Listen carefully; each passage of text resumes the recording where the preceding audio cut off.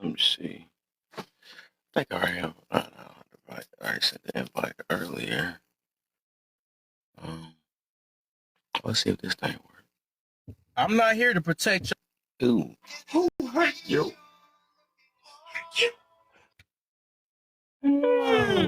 Oh my. Some boy.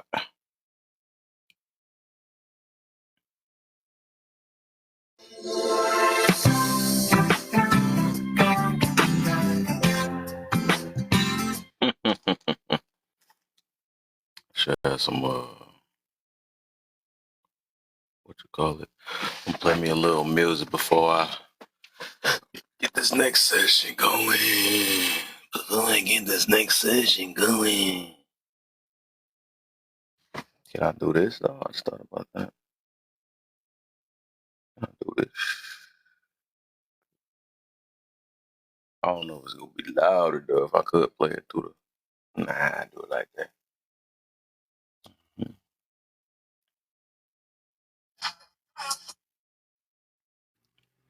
So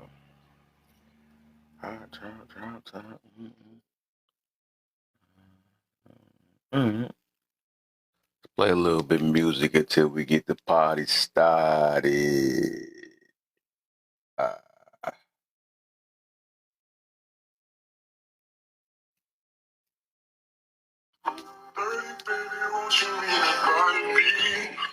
Do this enough for a little second.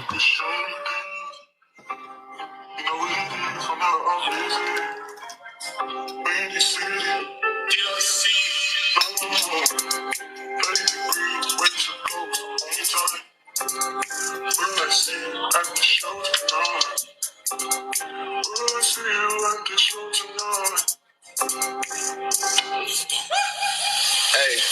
Truck to the plane, to the truck to the hotel lobby. Me, I go through underground garages, presidential suite on deposit, elevator up to the room, shower up and then we hit the club. Touchdown, gotta see what's up. Area code in my phone. What numbers do I still have? Wide notes from the past. Hit one, she say she got a man. Hit another one, it goes green. Must have changed photos on the team. Remember when you let me in between? That was 2017. All good, chuck a look around. Find one to see my type. Now my dog and he know what I like. He done found me plenty in my life. Problem is I meet a girl tonight. Really do agree these days. People are choosing to walk away over fighting to keep up. That's true. That's true. Most definitely true. Monday through Sunday, yo. Baby, what's up, kid? What's going on, bro?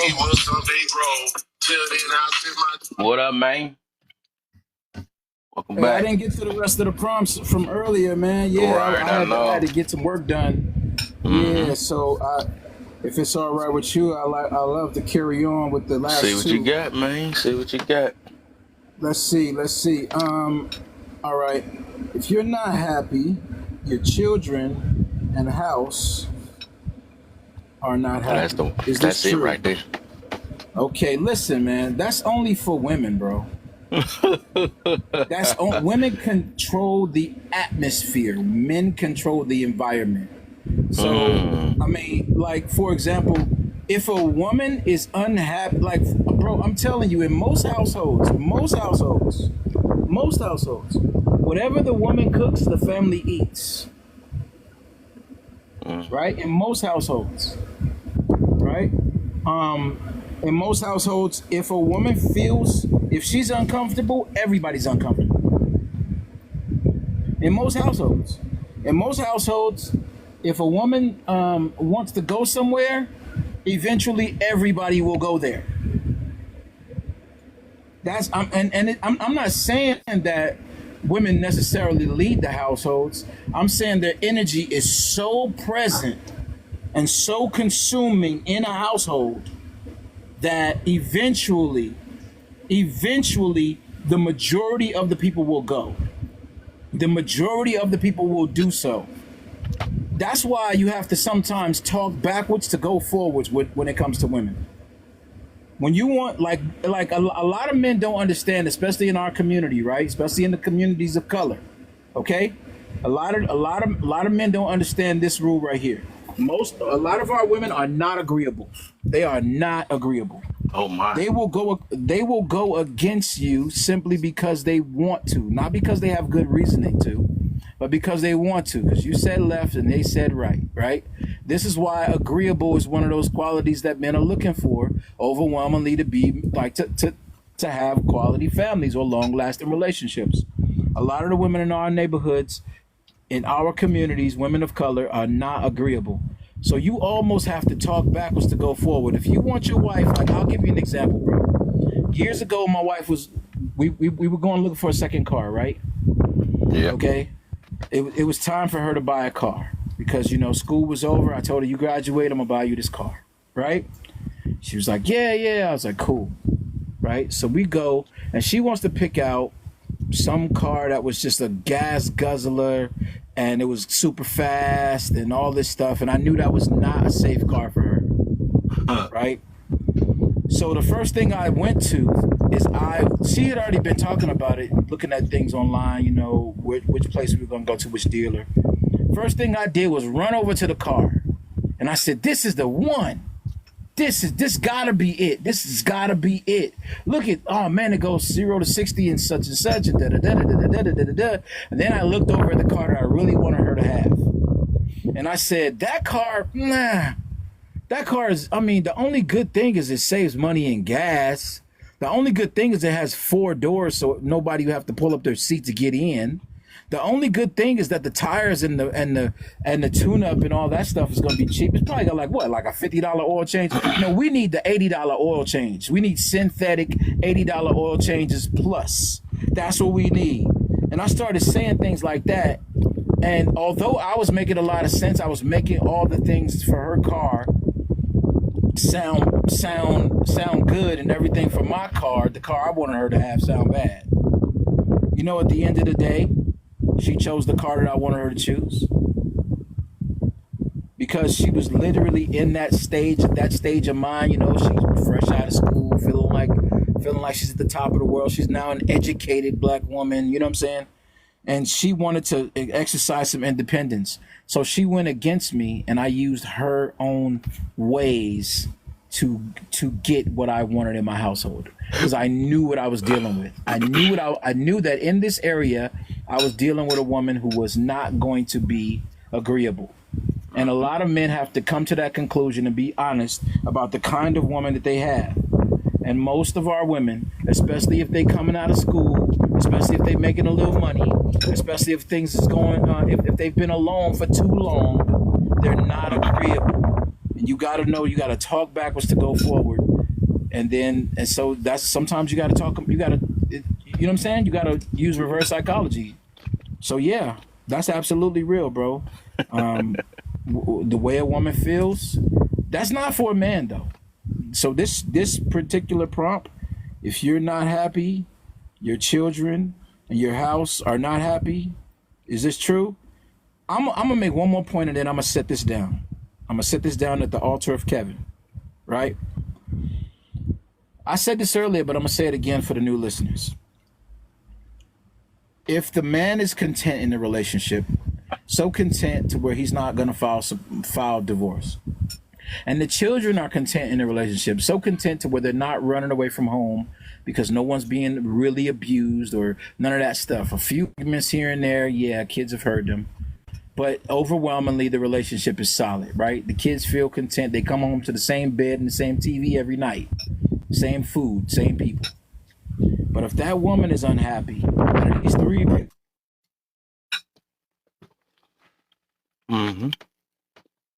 you got the man and you got the children.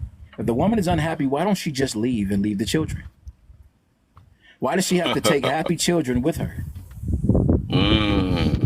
Right? So, because if she's not happy, her children are happy. I mean, just think about that, bro. Come on, bro. Because that's the mindset. That's the mindset. Is not only do I like unhappiness can't be unhappy alone. It can't just go about its business. It can't just go live and go let live. I'm sure there will be plenty of men that will be like, "Hey, you know what, baby? You're not happy. I don't know what to do to make you to help you be happy. I've tried all this. I've tried listen. I've done this. I've cleaned up. I've helped with more whatever. You can go and go get happy." I'm sure there's men that would be okay with that. Just come back when you figured it out, and I'll assist you with it. I'm sure that could be a conversation, right? But what happens is what they leave and they take the children with them because they know that the children are like a man's arms, one arm, one leg if he got two kids, and that man is crippled emotionally without his children to come home to and to validate him in a different sort of way. And I land my plane Right when I got done screeching eating. on Wow. the runway right there, Wow. screeching. The tires are smoking. You know what I'm saying? Right. All right, what you got for me, 85 biker? Okay. The first one, I do agree where both sides of the party don't seem to fight for marriage anymore Mm-hmm. because honestly, they don't know how to work things out. They just prefer to walk away. That's what I've seen through experience because honestly, there just can be stuff that's petty, but yet there is no communication, and all there is just fighting and fighting over really sitting down and talking what the problem is. That's what I can definitely say because nowadays people are just following a trend where they see celebrities getting married and all of a sudden, what, 2 months into it, they're already getting divorced. They're Oh doing the my. same thing, and women are like saying, oh, if this one can leave, I can leave too. But really, they're not focusing on their own relationship of their marriage to see what's causing the problem, Mm. because it can be both sides. It's not just one side, it's both sides. Facts. Facts. Okay. For number two,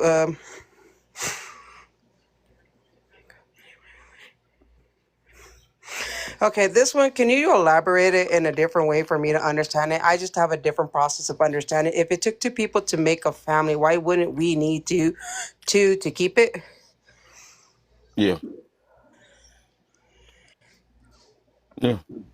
Um, did you do the you probably mixed the top two because the topic itself is a question. You probably Well, mixed it yeah, I in can with the see first that, but I prompt, guess so this one is okay. just it's a little confusing for me. If it takes two to make a family, why? Oh yeah, I'm Oh, I on that see, one. I I was just see. trying to make It sure took you a moment. It took a moment. I yeah, I kind feel of you. I got was it just now. Why wondering if you wouldn't had they answered the need two first to two. keep it? Yeah, Yeah. I'm gonna get to that. I was just saying that I was just making sure you answered the first because the first prompt I mean the first question is the topic itself, right? And I think Yeah. you might have blended that in with the first prompt, right? Did you do the through thickness and health for better Yes, and I did worse? it through thickness and health. That's Okay, the one okay, I cool, did. cool. Cool. All right, so you blend them two together. Okay, I got you. Yeah. If it took two people to make a family, why wouldn't we need two to keep it? So I think it's kind of simple on that one. Yeah, How I that's what said I'm that. saying. It just took me a moment. Yeah, actually, it should be to keep it because honestly, I look at it more like women tend to fail and choose the type of men we're choosing to have children with, and that's where it goes Mm-hmm. downhill.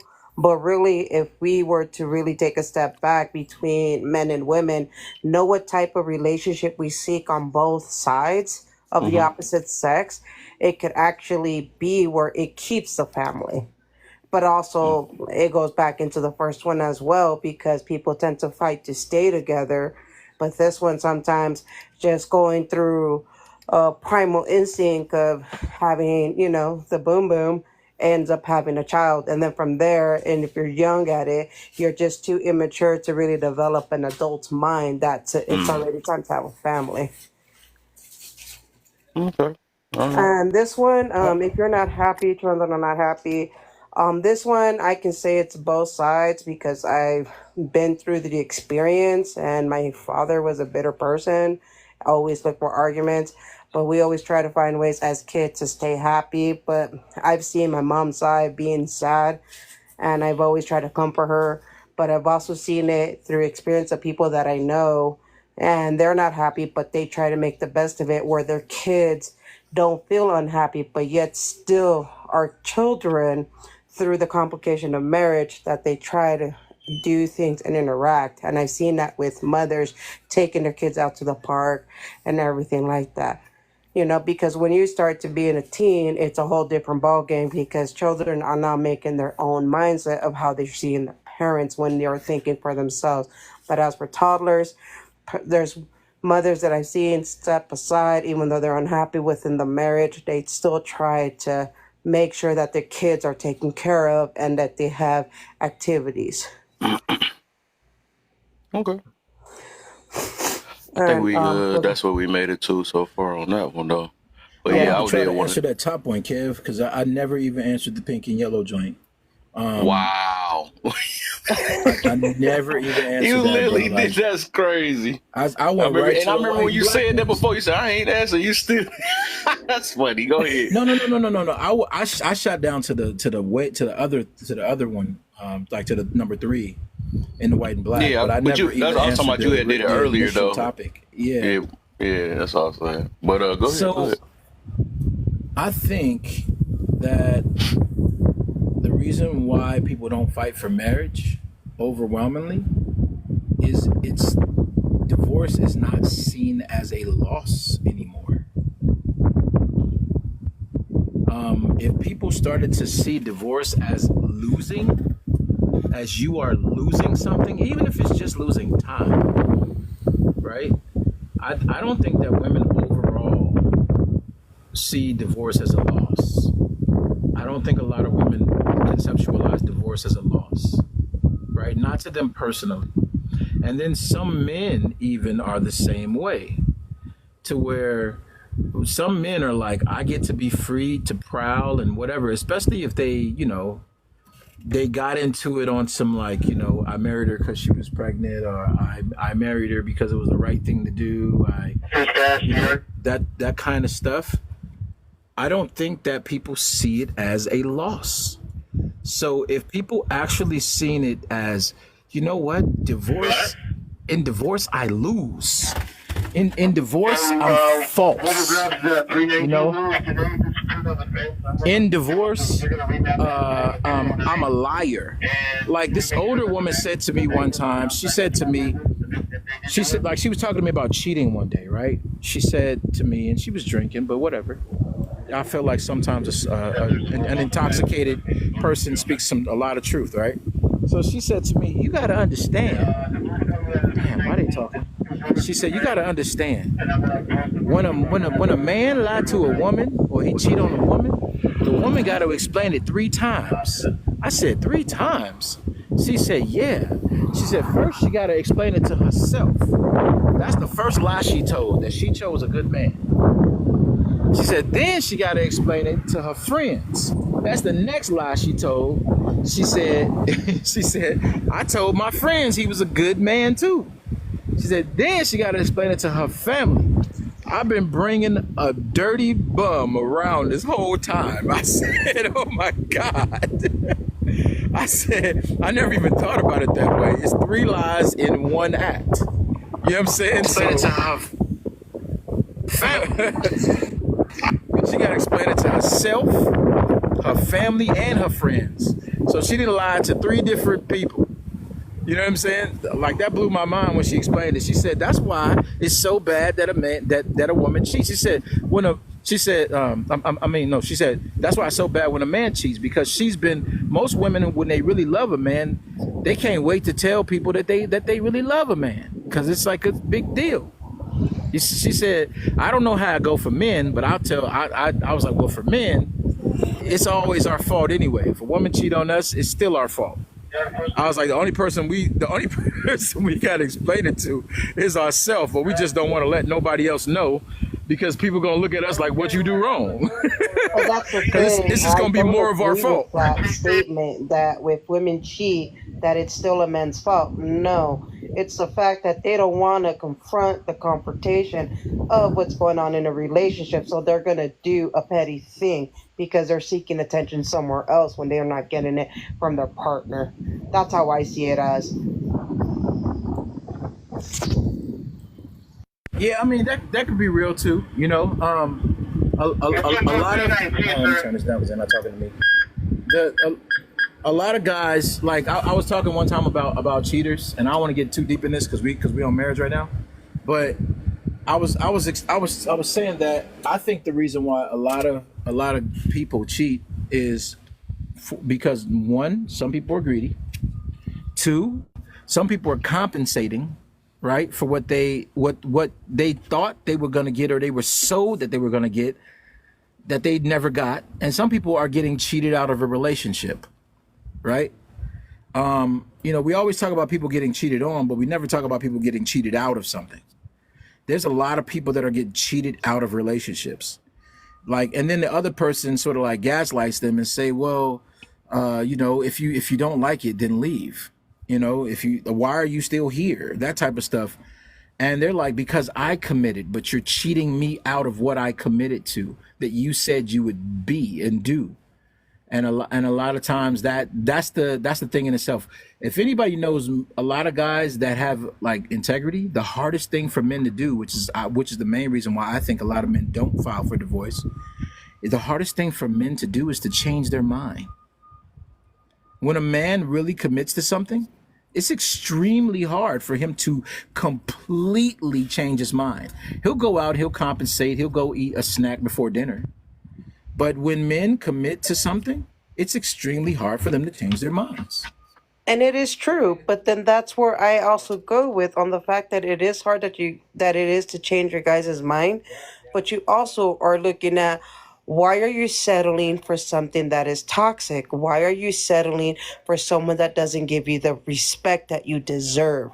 Because what I have known from experience, men tend to settle for a pretty body, but will take all the BS that a woman would throw. And I look at it as that's not what you should do.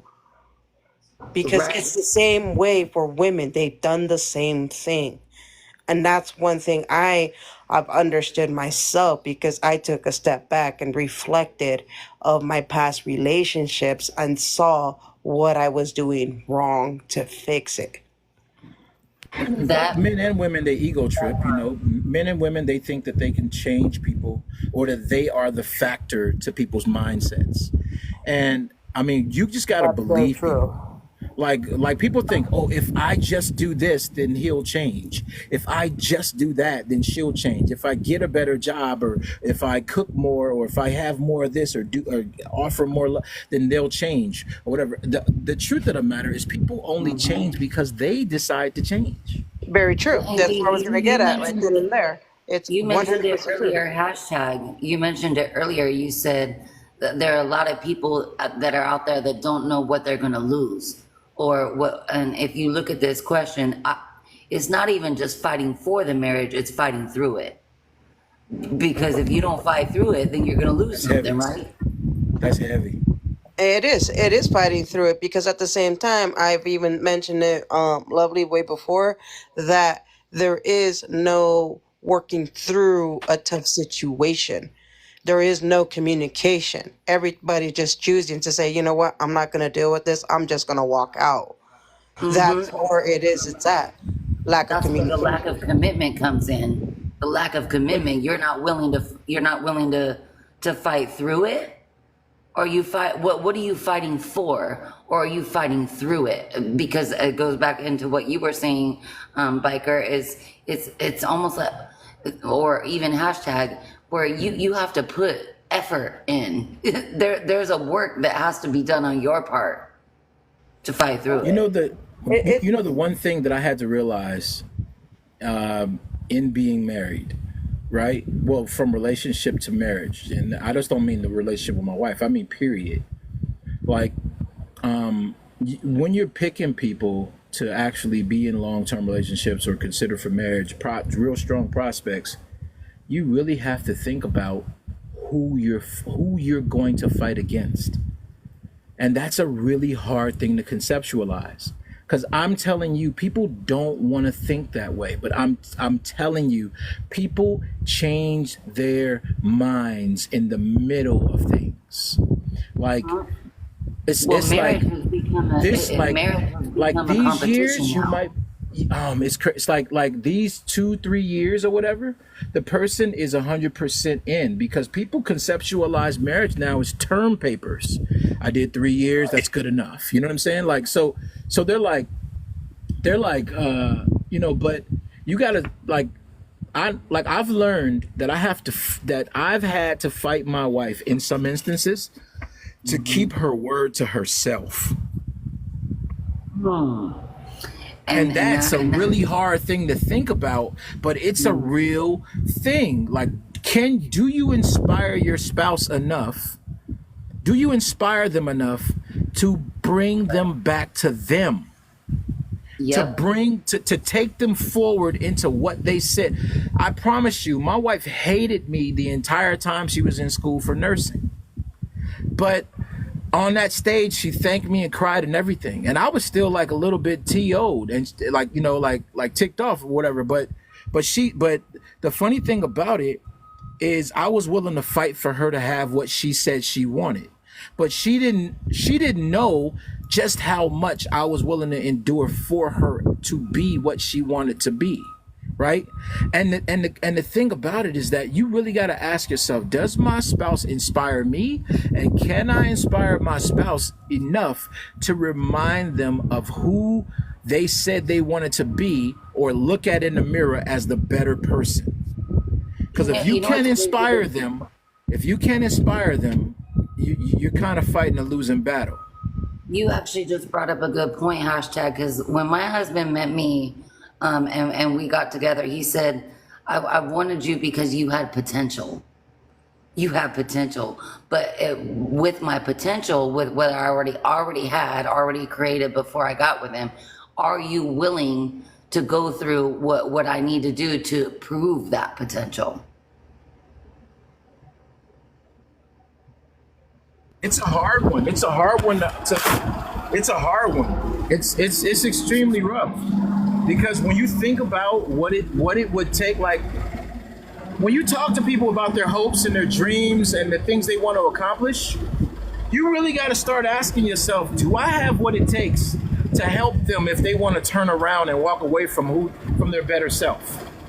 Right. Do I have what it takes to because you gotta, like, you're not only fighting for someone, but chances are you're going to have to fight with them to keep them going in a direction that serves them. It's crazy. You know how many men have had to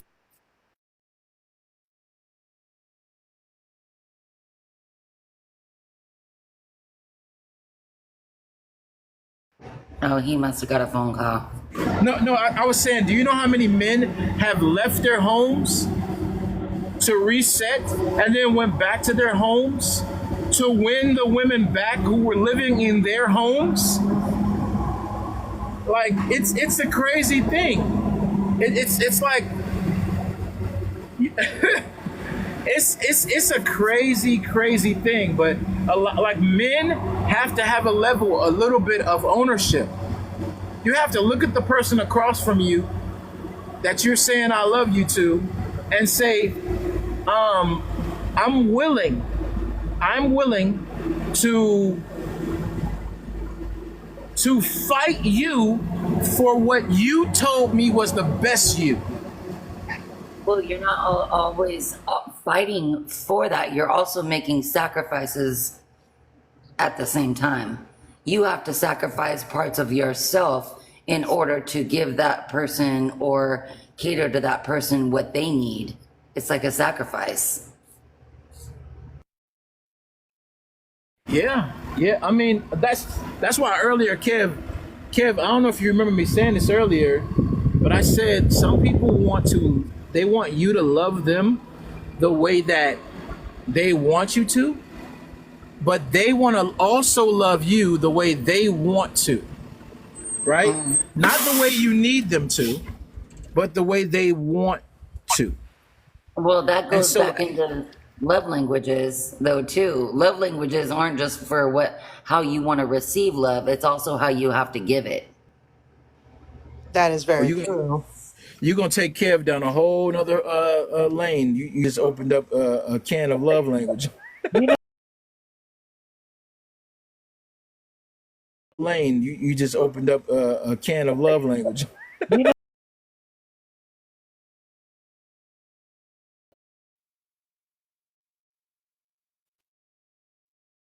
Coddles her when she's in her feelings. Those are your guys' way of being gentle to your women and showing the love.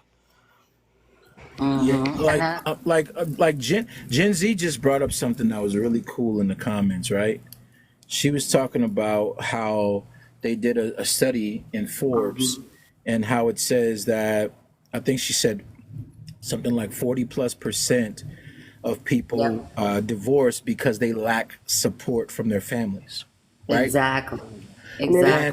And yeah, it's I don't know what kind of support. It could be financial, it could be all kinds of support, right? Like mental, emotional, spiritual, all types of things can happen in marriages. But here's the thing though, right?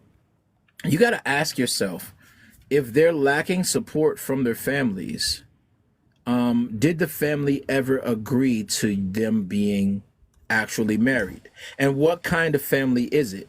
Like I know a girl. Okay, I'll just put this in my own court, right? So here it is. It was like the second year of being married, and me and my wife had gotten like a starter house, right? I say like when you like before you buy a house, I always tell people rent a house before you buy a house, right? And the reason I say that is because you need to know and understand the maintenance that you might have to endure and how all the bills separate, because it's not the same as living in an apartment, right? So we had our fictitious house. We rented a house, right? And it was a lesson for the both of us because we learned all kinds of stuff, right? But in the process, my wife said to me, she s- she said this to me. She says, "You're just not a good husband." And I and I kind of like got mad, but I like laughed in the same way, right? And I was like, compared to who? Right? I was like, who are you comparing me to? Because and I asked her this question because none of her friends were married. Her mom wasn't married. Her grandma wasn't married. Her aunties weren't married. Almost no women in her life were married. So there were that's a, no husbands. So I said to her, compared to who? Right? I said, if you need, could you name one thing? And I bared down on her. I said, could you name one thing that you say needs to be done that I don't that I'm not resourceful enough to get done, or that I don't take care of, or that whatever. I was like, could you name one thing? And she couldn't, right? And I said, so who are you comparing me to? Who is this husband that you're comparing me to? And in that moment, I think in some shape, because we had a conversation about it later, and she admitted, like in that moment, it was embarrassing for her in a sense, but she was pissed off, so she just walked away, left the room or whatever, right? But in that moment, I think she had an epiphany that she was comparing me to men that she made up in her mind. She was comparing me to invisible supermen, to Cliff Huxtable on the Cosby Show, to the dad from the Family Guy. I mean, she was comparing me to all these guys that she had fantasized about in combination of, and these TV dads or whatever, because her mom wasn't even married. And yeah, and because and if I you was like, think about it, Diggs, yeah. like who was she? She never had another husband. It was just you. It was Yeah, it was just just you. me.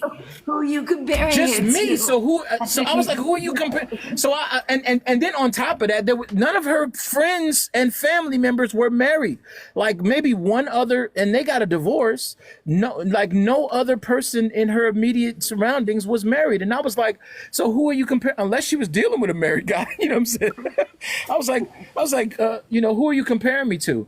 And later on, we talked, and she was like, I gotta admit that I couldn't. That you messed me up with that question because I kept creating this person in my head that you're supposed to be and know how to be, but you never met him and neither have I. Right. Right? So I mean, it was the craziest thing in the world. And a lot of people, men and women, are conceptualizing and fantasizing these husbands and wives that don't exist, that they've never seen before, that they've never experienced, that they don't know who the hell they talking about, and forcing those terms upon their spouse, and then beating them up for not being a fictional a fictitious person. You know what I'm saying? Like, what are you doing? You know what it is? It gets delusional. That's delusion. Because you're expecting something from somebody else who isn't even the person that you're even thinking of or that you're presenting in your mind. It's delusional. It, Alright. it was the craziest thing, and I think the topper in that conversation was when I asked her what it was that she wanted, and she couldn't tell me. She couldn't tell me what was undone, and she couldn't tell me what she wanted. But I was terrible, right? And when I and I think that a lot of people, when faced with those tough questions, what do you want? Like, so many people can tell you what they don't want, but when you get to asking them what they actually want, there suddenly the list disappears. They can tell you everything they don't want. Well, I don't want a man to cheat on me. Well, I don't want a woman to cheat on me. Well, I don't want a woman to disrespect me. Well, I don't want a man to hit me. Well, I don't want this and I don't want that. And then you say, well, what do you want? And then they can't name it. It's the same thing when you ask a person what makes you great, what makes you, like, how do you love yourself? They don't even know how to talk about themselves. They don't even know how to say good things about themselves. So now how are they gonna, how can you imagine that they're gonna say something what you actually want or desire from someone else if you can't even say it for yourself? Yeah. Let me get a Carrie. Yeah, I gotta get them in too, cause y'all. Let me get Carrie in, and then I know Jar wanted to say something.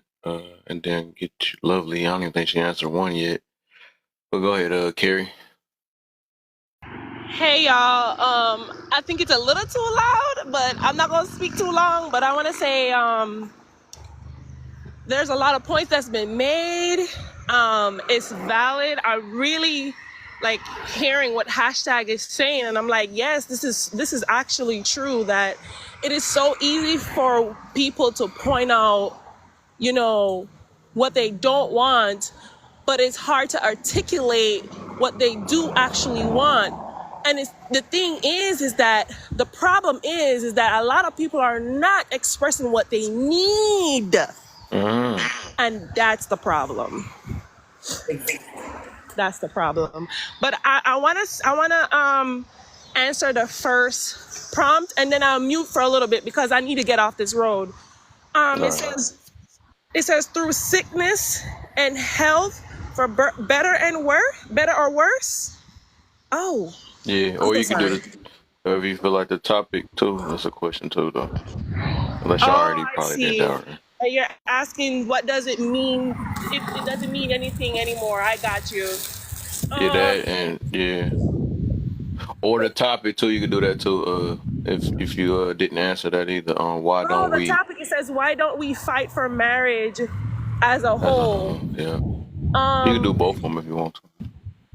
Oh yeah. I really, it's because we started to devalue each other. So when you devalue who the person is, we started to think that, okay, you know, maybe this isn't for me because the person that I want doesn't have these qualities. And that's why sometimes people allow themselves to stay in a relationship with a person that they actually don't need, but they want them because they know that they're feeding their sexual desires in some sense. This is why sex is such a powerful thing. Once you give access to that, you know, that part of you to someone, it becomes stronger. And a lot of people don't understand that, right? So when we do that, and I've seen that happen in our community, and I'm not gonna be specific because I don't want to make it to be about a black and white thing. I think it's an American thing. When we don't look up to somebody that raised us, that did not put that as a quality, as an acquirement, I think that's also one of the reasons why we started to devalue what marriage really is. Also, taking up someone else's headache, or taking someone else, or internalizing someone else's issue, and say, well, since it didn't work out for them, well, it's not going to work out for me. How would you know that if you did not try?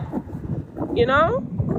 So to the other question that says, does that mean anything anymore? It does mean everything.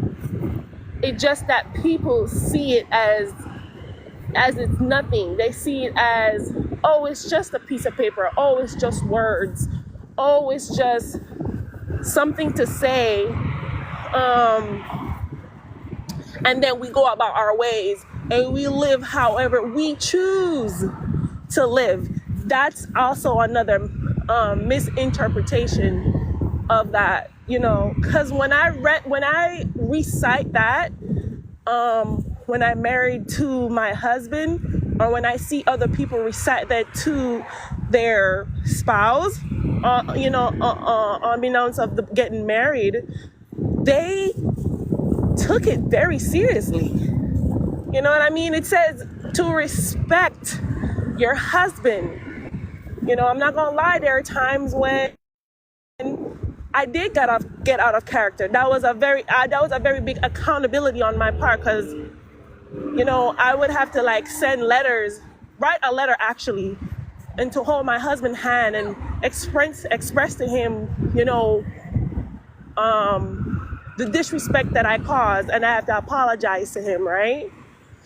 Because that was the vow that I owe to him, is to respect him, and I didn't do that at one point. A lot of people don't know how to do that. They think that, oh, if I go berated and get angry, they could hear me, but they don't know that berating and getting angry and throwing stuff and causing so much, you know, harm to the person, whether it's physically or verbally, it is a form of disrespect. So that's all I have to say to those two questions. I'll be right back to y'all momentarily once I get off this mic. Oh no, it's cool. Yeah, man. Listen, tantrums, all those things, those 2-year-old things that happen in 20-something and 30-something and 40-something people, those tantrums, that stuff is just bananas, because I mean, I've seen grown people have tantrums. I've seen grown people do the stumping up and down, do the hitting of the doors. I've seen the tantrum stuff happen. And that kind of stuff is always laughable, because people are typically disappointed when they have expectations. They've already decided that this is what, like without you, they've already decided that this is what they should get. This is what I should get. They haven't arranged it with anybody. There's been no conversation. There's been no negotiation. They've just decided, you know what? This is what I should get because I'm me, or because I've even done certain things. I should get this. Everybody else gets this. I haven't put it forward, but it doesn't matter because I said it's mine. Right? I said it's mine and I should get it.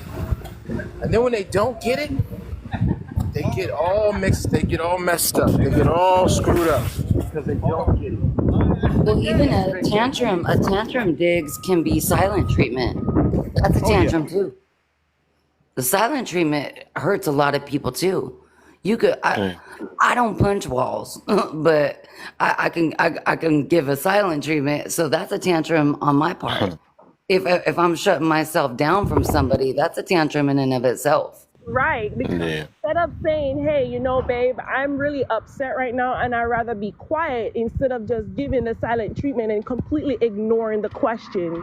So that is also rude as well. So yeah. I want to, and then I can get 85 in. Oh, my bad. My bad, go ahead. You got a friend?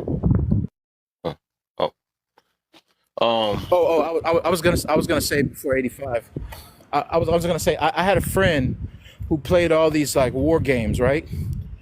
And the funny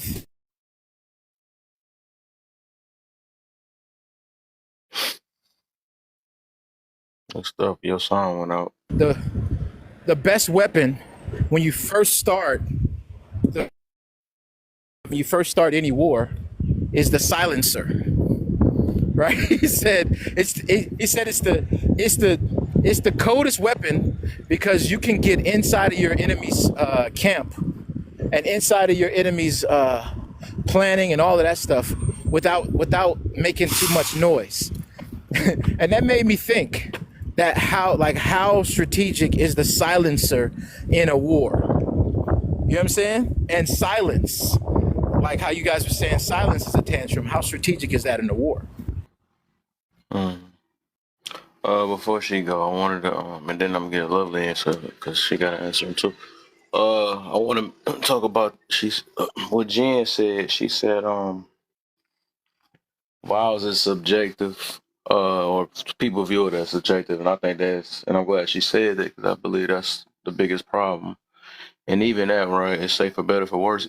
Even though some people's worst could be $12 or $12 million or whatever, it's the whole point of those vows is that even if it's worse, that means still make it happen. That's why I say for better or for worse, so they don't say a certain amount. And that's why I think the vows itself, that's what I'm saying, it's very simple and plain. It actually says it. No matter how you want to view the vows, it's just plain and simple. Through sickness and the health. You can have a sickness in the brain. You can have so I mean it could be whatever one you want to use, but it say even through that and health. For better and for worse, that could be subjective, but it's still plain. It's worse or better. Rich and poor, you can put that in 1,000 ways, but that's still rich and poor is plain. So even with all those, when you take on a marriage, you are supposed to still rock it out with that person that you chose to be with, because that's who you chose to be the rest of your life with. It wasn't saying let's kind of let's waver it a little bit because this happened, or let me change this up a little bit. And I think that'd be the problem though. My thing is I think a lot of people do rush into things that they're not ready for and they take it as a game. They feel like they can cop out. You can't. What's not this? This how I look at this thing. That's what I'm saying. We can say right, subjective, right, or whatever. It's not subjective if you catch a disease, right, and you decided to sleep with this one person. You said you're gonna be with the rest of the life or whatever. You can't take that back because you had got in your feelings or something like that. No matter how much you get in your feelings or how sick they get, how poor they get, you're going to be stuck. You're going to be stuck with that. So it's like some things you got to learn the hard way and have to find a way to deal with it or get through it. You know what I'm saying? When you make that choice, or now I can see if it's that's crazy part on that one though is like that DV and all that other stuff. That's a whole nother thing though. But what's the deal, Slimmy? I see. But yeah, overall, the vows is not supposed to be based off of how you feel or nothing like that. I I got my little feelings hurt. Now I got to get up out of here. You disrespecting me and nothing. So I don't know. It's just not supposed to be like that. It what was I about to say? Oh no, basically it's supposed to be what it says. It's flat out. It's flat out true. No matter, because I didn't hear people say that I left because a person done got sick and I couldn't talk straight sense to them and it was hurt. Oh, actually, I heard what you call it. That I blocked out my room. Tansy. Yeah, I've been blocking people that ain't really trying to put no parts in my stuff. I just, I got tired of that stuff. But even her, she said she left her man and it started making her, which kind of it's gonna tie to that not happy thing. Well, my man got sick and stuff, and I had to, I had to divorce him and all this other. It's like, dang, people don't be having no. I don't get. It's just that selfish heart, I guess. They stuff so selfish as well. If he's not happy, if he can't function the way I want him to function, even though I chose him, I'm gonna throw him to the side. And I also gonna look at since everybody answered it, like I said, what I noticed is with that top one, right, is that the answer with that one for me is like when Smecks got so much easier, or intercourse, whatever we want to call it, right? Um, people look at like I don't believe in marriage and marriage can't be true and all that stuff, but it smacks because you got it smacks is one that's number one. That's one of them, and then you have people that's still doing marriage things, and and then you get to go ahead and do marriage things without having to be or consider yourself marriage and stuff. You got a guy that's sitting there paying for all your bills and all this other stuff and doing your grass and all this stuff without you have to be married. So of course you're gonna be like, I don't believe in marriage. You got a person that you can always, lean on, and some people even popping kids out of them. I mean, it's so many things people doing. You got somebody cooking for you. You got somebody doing all these things. So now I can do marriage things, but then I can also come with my mouth on the other end and say that I don't believe in marriage. Ah, boy, that's gonna be so funny. I can open my legs to everybody else and then also say I don't believe it. Whatever. Yeah, can I But just that's all touch crazy. in a little bit about through sickness and in health, if that's okay with you? Go Because I ahead. know I said it in a way that was very vague, but really I have a perspective on that. I just never really got to touch it.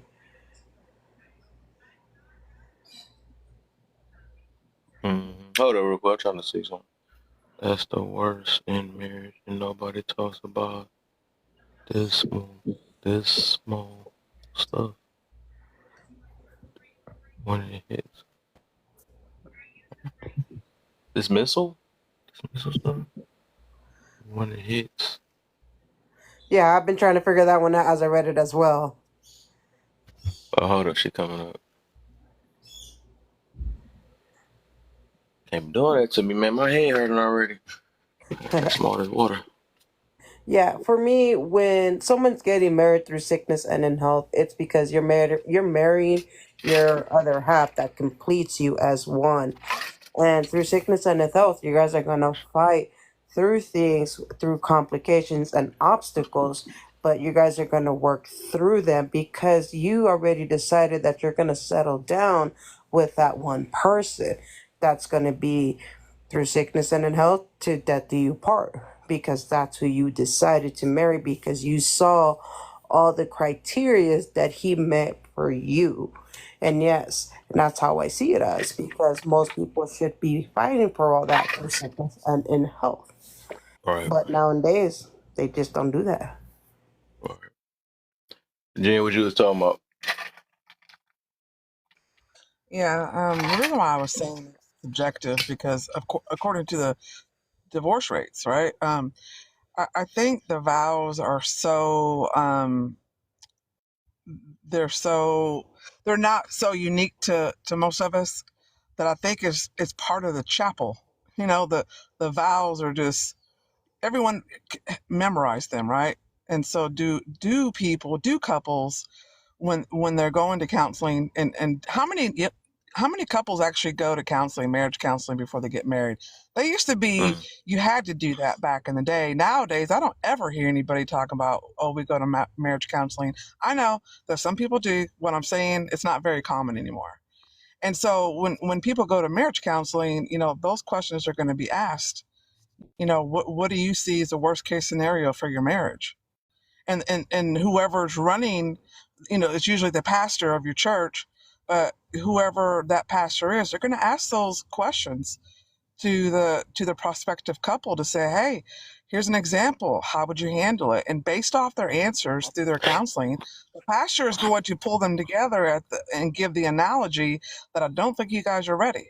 I don't think Mm-hmm. he or she, that pastor, whoever it is, will go over all of the classes that they took together for counseling, and then they will tell the couple, you lack in this area. You need to improve before you walk down the aisle. It's Mm-hmm. critiquing. So when I said it's subjective, that's what I meant. And I know what marriage means. I don't know who said, what does it mean to you? I know what it means. I'm 52. I've been married. So I know what it means. It was more or less something to throw in there to talk about, is that couples, when they get together, they don't talk about the dismal. That was my word down there. The dismal stuff. The, well, what if I, got in a car accident, and broke my back and, was an amputee. People don't want to talk about that. Like, oh my gosh, why do you have to go to the extreme? Because it could happen. and I need to know before I say I do that you have me like that, because I have you like that. And that's the problem, is that one person is going all in, and they're there to change the diapers in the golden years, and the other person is like, oh, I don't think I can do that. And then that's when we see all these divorces. It's not just the dismal stuff, but those things happen every single day. People have life-changing, altering things that happen to them in their marriage. And then how do you handle that? Are you prepared for it? Are you financially? Are you mentally strong? Are you checking your woman, to be mentally strong when you're weak, laid up in the hospital? That Yeah. that's the better and worse. And that's why I say it's subjective, because I don't see a whole lot of people willing to go that extra mile for their spouse, man and woman. Yeah. I look at it just it's a very I don't know if the vows itself is subject. I think it's they make it negotiable and they really don't mean what they say. That's what I believe. Because like the vows is very plain. Like literally, if it's worse, it's worse. No matter what the worst is. If it's sick, it's sick. If it's healthy, it's healthy. If you know what I'm saying. So I don't know how you can make that. I don't know how would that be considered. It's just like if they say if you burp, you burp or something like. So it's no other ways you can do a burp. I mean, I guess people do ABCs and stuff, but I'm saying it's still a burp. You know what I'm saying? It's like it's still what it is. Whatever's worse to you is going to be worse or whatever. But I think the whole point of that, even with all that, you just supposed to still stick it through. That's the whole agreement y'all make amongst each other. But people negotiate the vows. So it's not the vows that's changed. That's why I said, just like marriage, marriage didn't change. It be the people. It's the people, and then we put it on marriage itself. The vows have not changed. It's the people, and we put it on the vows. You know what I'm saying? So all that stuff, it's not the marriage that's subjective. It's not the vows that's subjective. It's the people that is that's in it that's making it subjective or something like that. But overall, it says what it says type situation. But yeah, and that's wild. But I do believe like how people get entertained and how they make it work. That can be a subjective thing because there's not no one way of how marriage should work. But those vows, it's still staying how it's supposed to be. It's just people that alter it. And marriage is still stands on what it is. It's just people that alter it. That's just all that is really. Can I say something? So yeah, I got you in a second though. I was trying to hold up. Marriage is not. That's the problem. I think that's the other thing. People can't see beyond the contract. And they can't see beyond that ring. And I think anybody that still had that mentality that marriage is the contract and the ring, I don't think none of y'all should get married. Because like it's supposed to be way beyond just the ring and the contract. Actually, the contract is supposed to be more for the benefits. We got taught this a long time ago, and that's the problem. Everybody think that contract gonna save your miserable self. If you miserable before marriage and think that a contract gonna say I'm gonna unmiserable you got it messed up. If you think that ring or how much somebody done paid for you, that it means you love you, that's the reason why y'all hurt now. That's why I had this thing against marriage. Because y'all can't see beyond. Y'all missed the point where y'all supposed to vet these people. I love that Jen said about going to therapy or counseling before that. That is most definitely needed because a lot of y'all feel y'all married, but y'all be going through that little what's that called, the honeymoon phase, or y'all feeling so good, and that lasts for a good minute. When you interested with somebody, you're gonna be having that, ooh, I like you and I like everything, a little thing you say and all that stuff. That can last for a couple months. You know what I'm saying? And that's just you. Then that's time, and that's talking with each other. But eventually, when y'all get comfortable, that's when you see the person, and you realize, okay, that's why. And that's what good vetting, right? That's good vetting. Some people y'all still blinded. Y'all can't really vet because y'all can't go past that. Y'all, been sleeping with each other and all this other stuff. That don't get subjected though. They can do that real quick. They can play those roles and stuff, and that's why I say things like that, right? That's why people get to say things like, marriage is this and all that. But that's the problem. We keep playing those type of roles. And a matter of fact, since I see you not gonna come up here, you just gonna stay in the comments because you probably really don't stand on what you stand on. So I'm gonna say this though, also. Um, it's I think, and the reason why I said that life itself shows that these things are meant for marriage. Is because we see what happens when people don't get married and they want to do everything freaking backwards. They want to cook for people and clean people houses and live in each other houses and all this other stuff before they even try to make these things happen. Smacks is the number one that should have been saved for marriage, but they're doing stuff like that, right? And you see what happened. That's why y'all baby mamas and all this other stuff not baby mamas and baby daddies not. So if that's not really meant for marriage, you know, I mean, so what else is it meant for? It ain't meant for y'all to sit here and mess up and start crying like, well, I try to be free and shake my booty in the club and slept with somebody and all. So we see that them things has been going south. So that's why we don't blame marriage and say that is not meant for. No, you just did something that was meant and then went out of the order and then go try to say, well, it ain't meant for that. Like I said, life itself show it. It show it is meant for that. You know, it show it, but we don't even now we paying for people. Like I feel like people should be going Dutch and dates. You know what I'm saying? Even the dates, if you're not having the intentions of being with this person or planning it, you know, if you don't even really know who you really should be, the type of person you should be dating, you should be doing it. And also, like, even if you interested, you need to ask good questions. You need to be able to realize and pay attention to how people's emotions is before they look at how people treat other people, including their own family. Because you know, ain't none of y'all that special that they gonna change up or for you and all that stuff. Well, I talk behind my cousin back, but I swear I'm not gonna talk behind your back. That don't work like that. You really people show you how they is in real life, and we be thinking like stuff between our legs and all that stuff is going to tame them. That's just for a quick little second, but no, that you gonna be the next victim. Since everybody like using that word anyways, you will be the next victim. If they got a short fuse and cussing everybody else around you, you gotta calm them down. You gonna be the next one getting cussed out as soon as they get in their feelings. So I mean that's just how it is. The way people argue on this app, I can tell what they do in real life. You know what I'm saying? So it's just like we get all the signs for real. We choose to ignore it because we think we something special and can change this person. And a lot of people do come in situations thinking and hoping they can change this person and get their little feelings hurt. That's just what that is. But I think go ahead, Slimmy. I think you was next. So, to speak to part of the prompt that you had brought up, because it's going to tie into my next point. So, you know a little bit about my situation, right? When it comes to my health, right? Yeah. So, with that being said, I think that loving somebody, even through sickness and health, is being man or woman enough to say, I cannot do this. So somebody may not be qualified to care for someone the way they need to be cared for. It's not always about sticking it out. Sometimes sticking it out can do more harm than good. Like my mother was on dialysis before she died.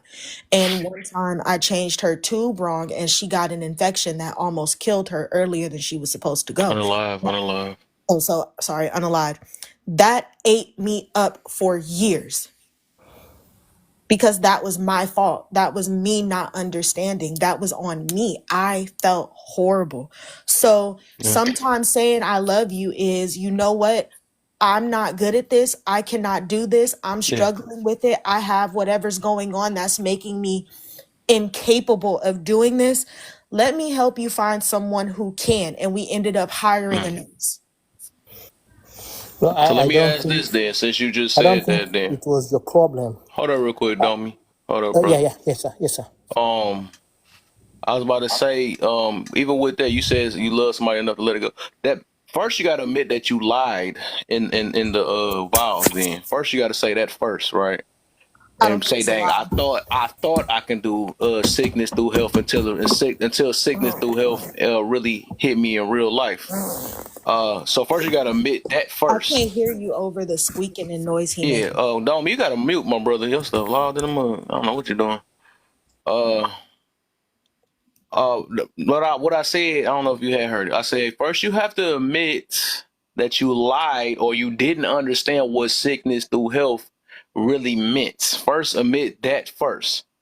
Because even though you said you love a person enough that you had to let them go and you realize that you weren't gonna be able to, take that situation on. But like I said, cool, that's cool. But first you lied to yourself first because you thought you can do that. And like I said, when it really hit, and you seen what sickness and health. Did he freeze for anybody else? Or is it just me? No, Yeah, he froze. I'm gonna.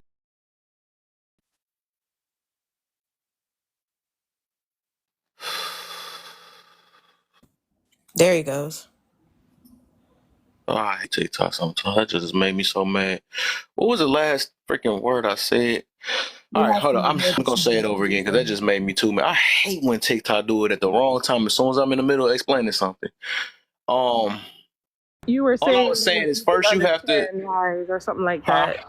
You were saying something like just admit that you lied through Yeah. the vows or something like that. Yep. Okay. Yeah. So I'm gonna start off with that, right? So first, because like I said, I feel the situation. Like you said, that you realize you love the person enough that you had to let that person go because of how the situation went. You realize you wasn't gonna be like mentally ready for it or whatever. But first, like I said, either you got to admit you lied or admit that you did not understand what sickness and health mean through sickness through health really meant. First admit that first, because you realize when sickness and health really hit you, like, oh my, this what this really is, so then I can't really handle sickness through health. And I also would say, even after that, right, realize that the next situation you in, if you can't really handle something like that, I wouldn't even recommend getting married, because stuff like that is really going to happen through. I mean, things can happen in relationship. Like when it say worse, for better and for worse, the worst literally can happen. So if you're not ready for the worst, or you're not ready for the sick or the poor, don't get married, because that's what happened. It's gonna be some up and some downs. It's really gonna be that. No, I You gotta have understand. faith in that partner that you chose. Just like you got to faith enough for them to get between your legs. Have faith enough that that we all gonna work it out. If you feel like you getting with a bum with all that, whatever you feel like you getting with, don't make it work. I think a lot of us sit here and try to hope and change a person and all that stuff. You already messed up already. You got to get mad at yourself because you thought this person was gonna change. So with that, like I said, you gotta at least either admit that, or either admit that you lied about it, or you gotta admit that you didn't know what sickness and health really meant. I understand that, but I also think vows, I don't agree with the notion you have around vows because marriage at first, through history, has Yeah. often more than not never been about love. It was a contract binding either two nations together, two families together, or things of that nature. It was a way to expand your wealth or your family through marriage. And because they didn't want women having kids with a bunch of men and things of that nature, we get her married to this guy. It not only elevates our status, but it lengthens their bloodline, whatever the situation would be. So the vows are centered around that contract and not what humans are actually capable of. Mm. So So then, when was the just contract? just to Naomi, add I to know you what want to the get lady is in, bro, talking but about, she just to add she. to what the lady is talking about, just to add to that, then we are looking. All right, bro. He must have can't hear me. Um, I No, was he about to heard you. say for that, right, and that's why I Mhm. say everybody. I guess y'all believe in one way, and then whatever to help assist the lifestyle. So we at least admit as many ways of marriage, which I notice. There's many ways, right? And also, yes or no? First, before I go to the next one. Well, I guess.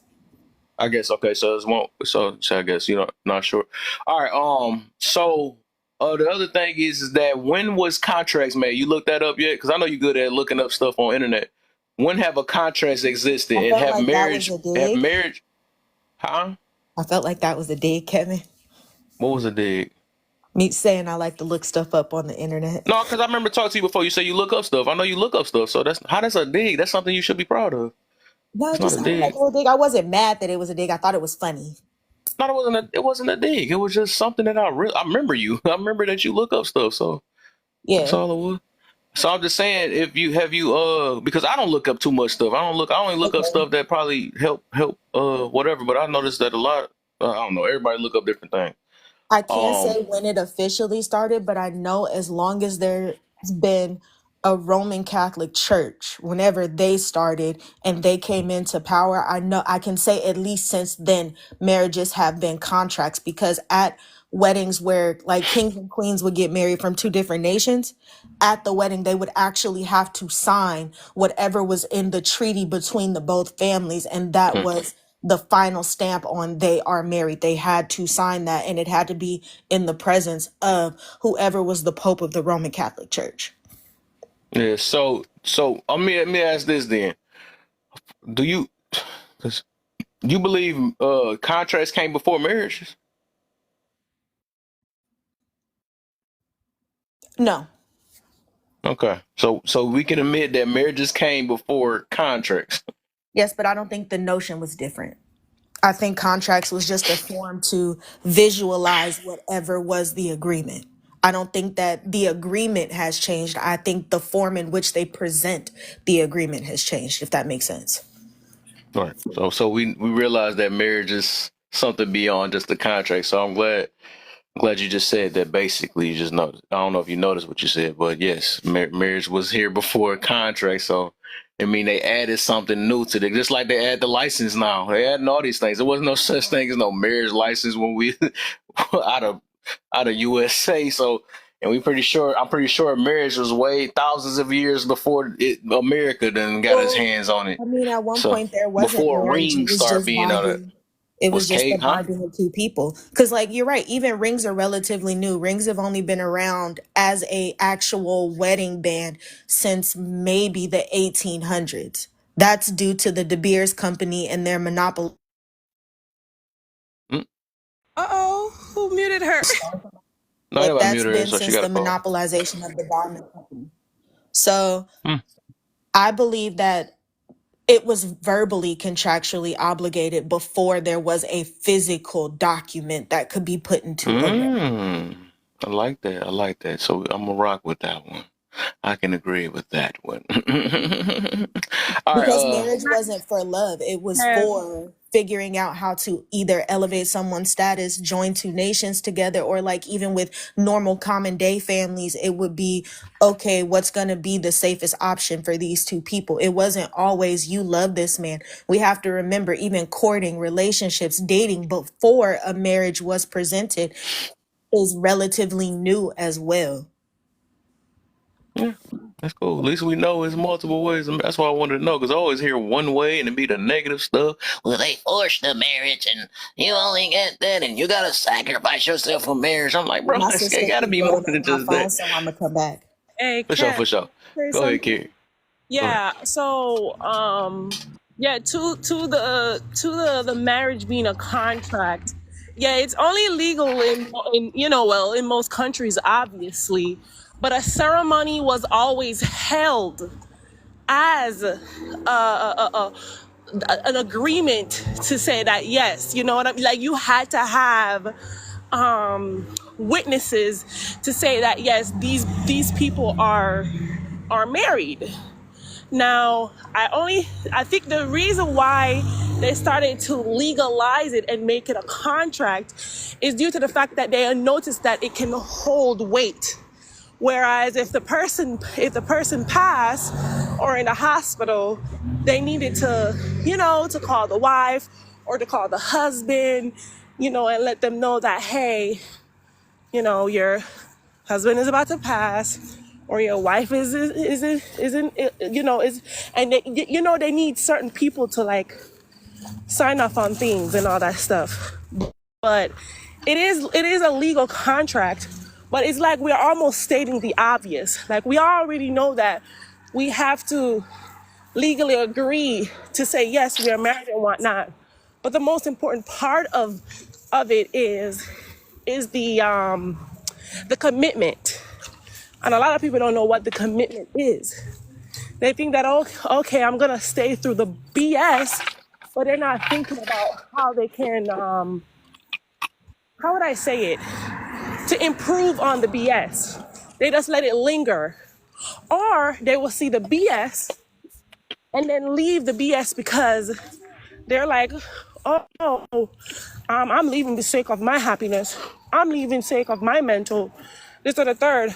But I thought we said that we should not let people control our happiness. I thought that happiness is based on you and only you. I didn't know that people were supposed to make you happy. No, Right. happiness is used as a weapon. Exactly. Happiness, like that's the thing. Like in I'm gonna situations get like that, wisdom in after you. like in situations like that, you will see people use happiness as a weapon, Right. and then they will. But at the same time, you hear all these people, oh, I make myself happy. I do this, I do that. But then suddenly I'm leaving because I'm unhappy. Still taking no accountability for their mental state. This is why I said earlier when we first started this conversation, everything that is a part of the marriage should be left in the marriage when you leave the marriage. So whoever decides to leave it should leave everything that became part of the marriage. So, for example, if a woman says I'm unhappy, well, she's free to go, and she should leave everything that became part of the marriage. That includes the children. That includes everything that became part of the marriage.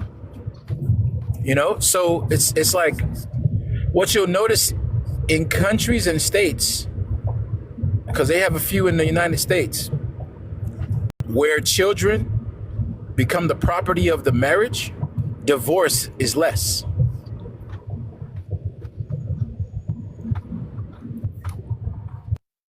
Okay. Let me get wisdom in real quick. I don't think he said anything. What's up, my brother? What's going on with you tonight, bro? I'm good, man.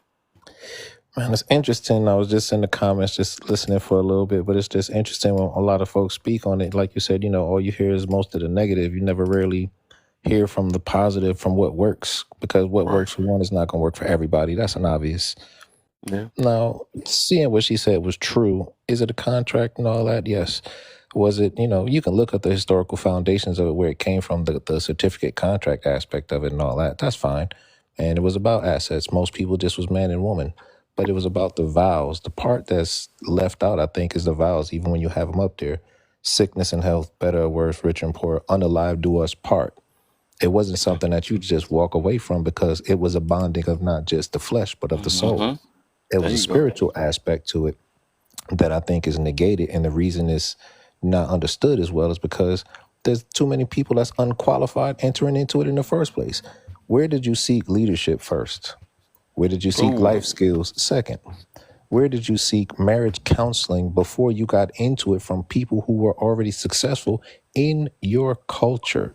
Not just speaking to anybody in particular, but people who were already successful, and then have some understanding. You can go to many people, talk to the elders, talk to the community, but where did you seek the opportunity to be successful before you entered into it, and then Thank pretend you, you're going to be wisdom. Thank successful? you for saying that. It's just a little. I've been married 23 years, just to throw that out there. So it's like, I don't really get it, where you think you're going to have this, and then there's other aspects and problems that come into it. Because was it abused here? Absolutely, because it was about resources and assets. It was an elite game, and those people abused them. Plain and simple. That was just the truth matter of it. What it was. Feminism started in Europe. That was a different culture's problem that came here. Average man bought into it, didn't have the resources to play the game. So he's suppressed and oppressed. That's just where we are now, why we have these problems. Because you didn't see her as you see yourself. You can't love her any different than you can love yourself. You need self-love and self-respect in order to enter into the situation. Are you Mm-hmm. healed for that? Did you seek healing? So there's too many things that people are just getting into, and then, standing up on things that are just horrible. Like, oh, she's got to submit. I provide, I protect. If you give a woman a house, she makes it a home. If you give her food, she makes it a meal. So she's providing. When you leave your home, who's protecting it? She is. Who you think protects the children? She does. We Right. all do the same things. So when you hear as above, so below, you simply hear the yin and yang. It's the same energy. Stop thinking every male born is a natural leader unless he was guided into such a thing, unless he had knowledge of such a thing, unless he was True. taught such a thing. And why think she's not a leader? Does she not lead the children? I mean, Right. it's just we separate so many things, and then we speak so many other, I call them talking points, because if you don't have the experience from that life, you're just parroting somebody else's madness, and it doesn't fit. And then when people start asking questions or start thinking things, you can't sustain that. So I just think, from listening to folks and listening to things, seek to know yourself so that you can know somebody else. You must love yourself to love somebody else correctly. Can I say I love you or have love for you? Sure. But how much do you have for yourself? Because when you seek it outside Mm-hmm. yourself, it could be taken away from you. When you yourself have what it is that you need, you have an abundance. So that's all I just want to throw out there. There's a lot more that goes into this in order for you to think success is going to be able to be reached. And there's no guarantee. It's work. And that's why it Facts. says until you leave this place together, one or the other, it's work. I'm going to end with that. That's facts. Preach. Preach. Domi, what you got for me, man?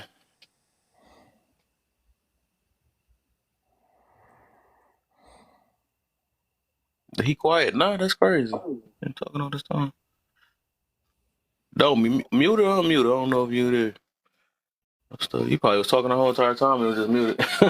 He would be talking.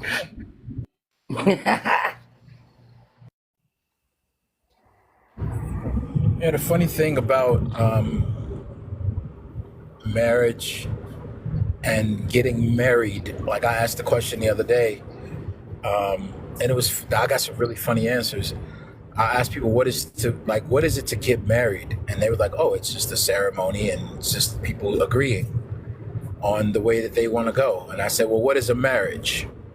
And they were like, well, it's supposed to be the continuation of people agreeing to do that and whatever. And I was like, so you think people should have objectives to their marriage?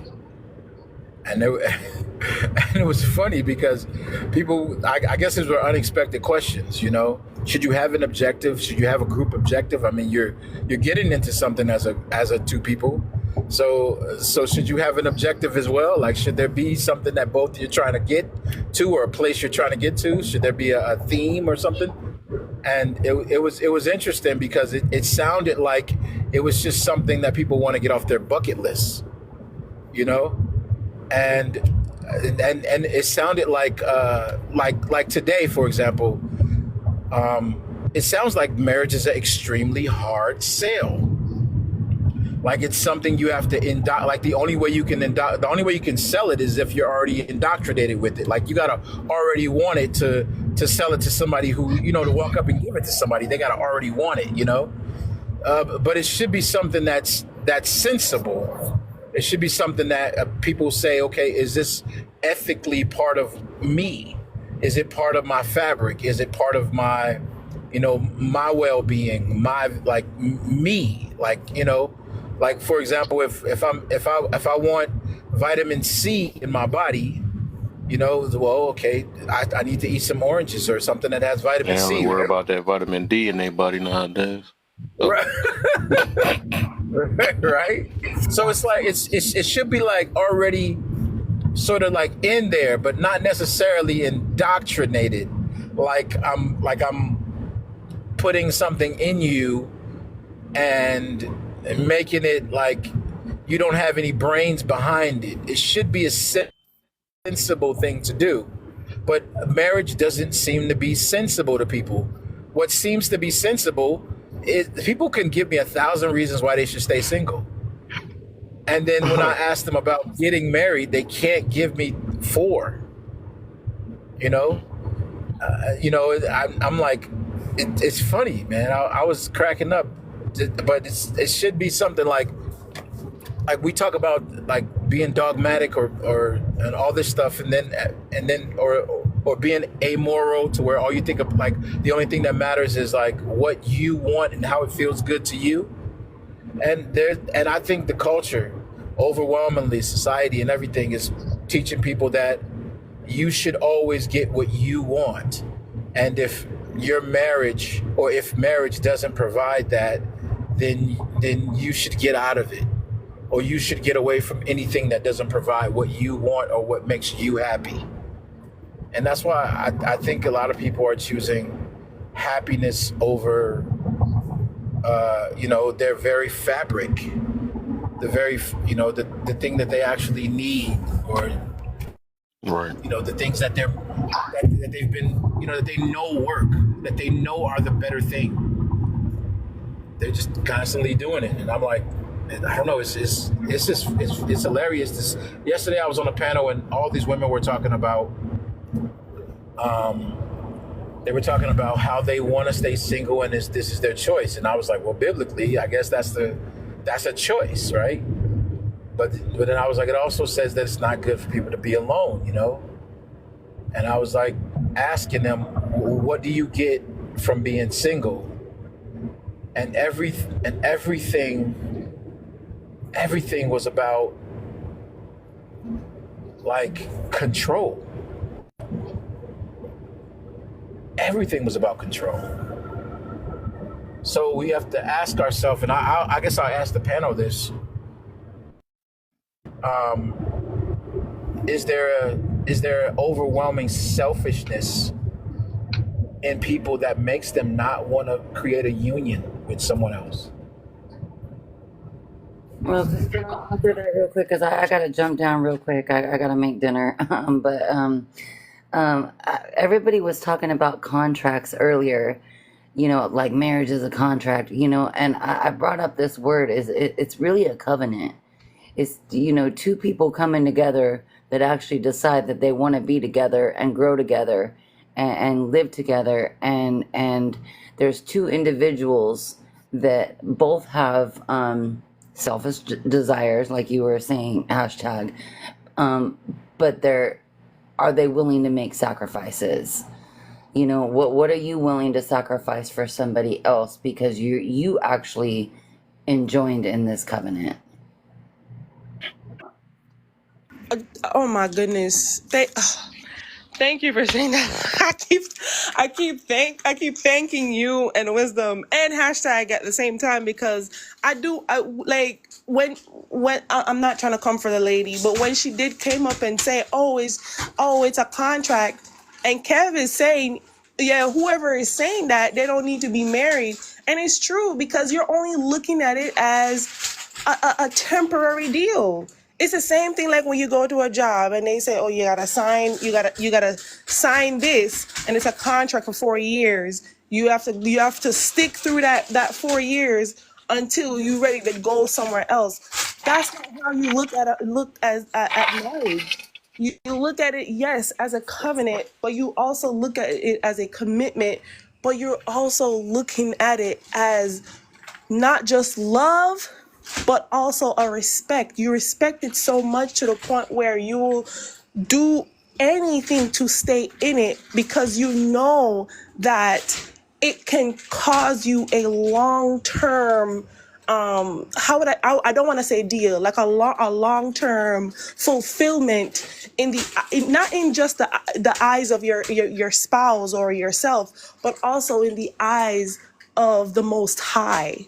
You get what I'm saying? So when we're looking at that, God not looking at it as no damn contract.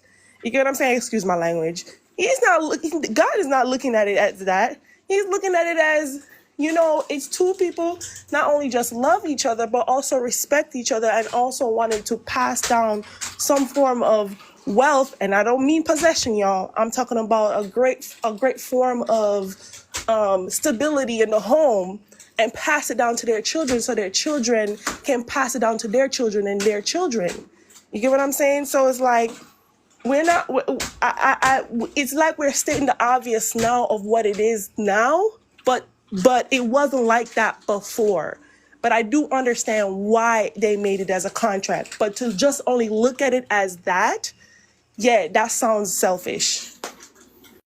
Mm-hmm. I actually want to say this before I let Jane go real quick, because I'm actually looking at the scripture right now. So that's what I'll be meaning about. It can't be just that.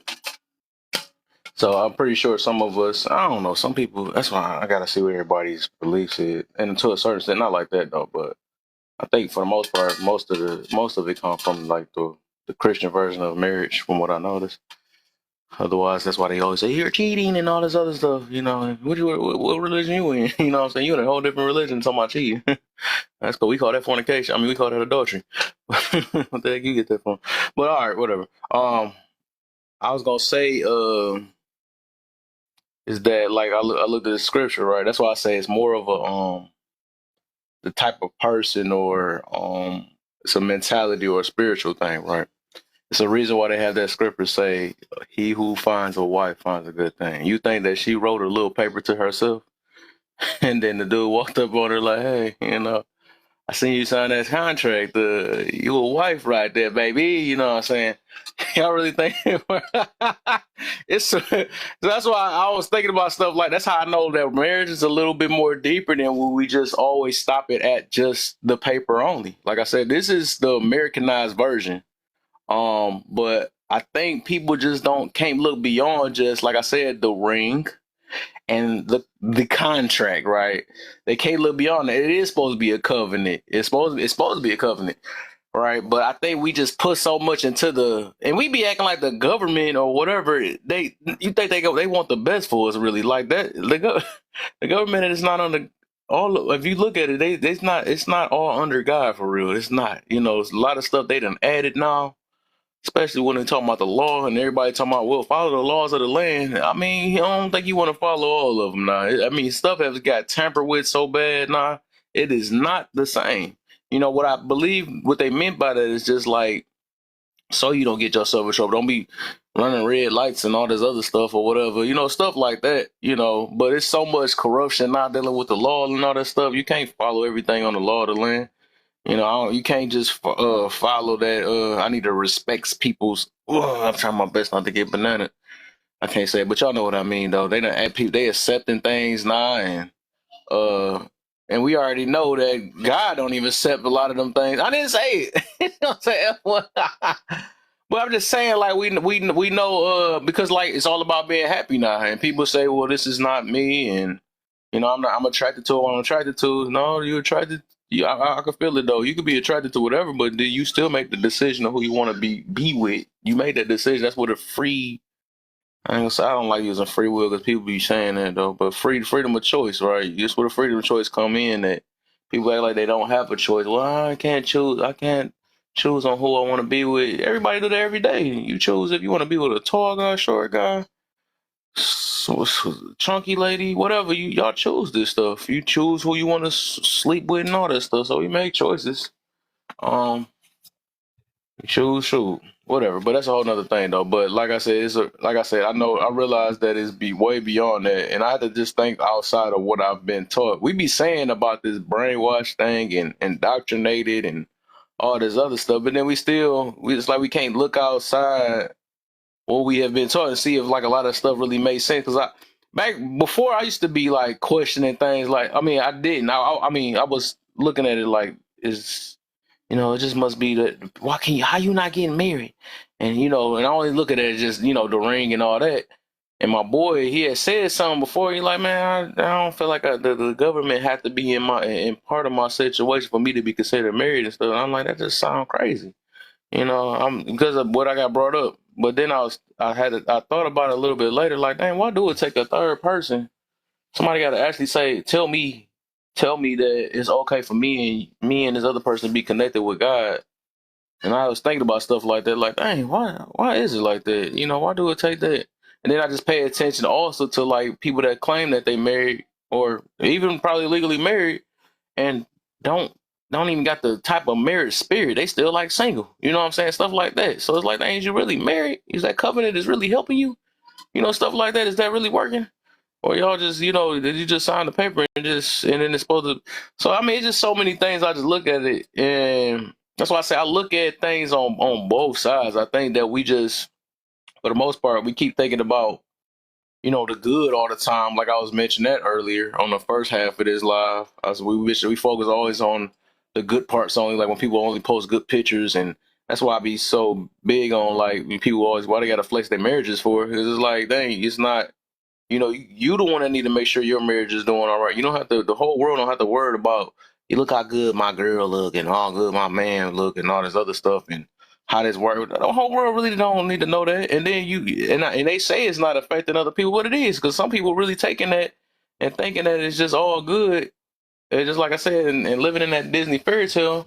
But you don't talk about the parts that y'all have to, go up and down on roller coasters sometimes, and you're gonna have to go through things, and even you can sometimes go in details. You might say, I got into a little situation, but I had to learn that, shoot, sometimes it's like we gotta fight through. You know what I'm saying? Get through and all that stuff. So, and then also you shouldn't go far left with the other side either.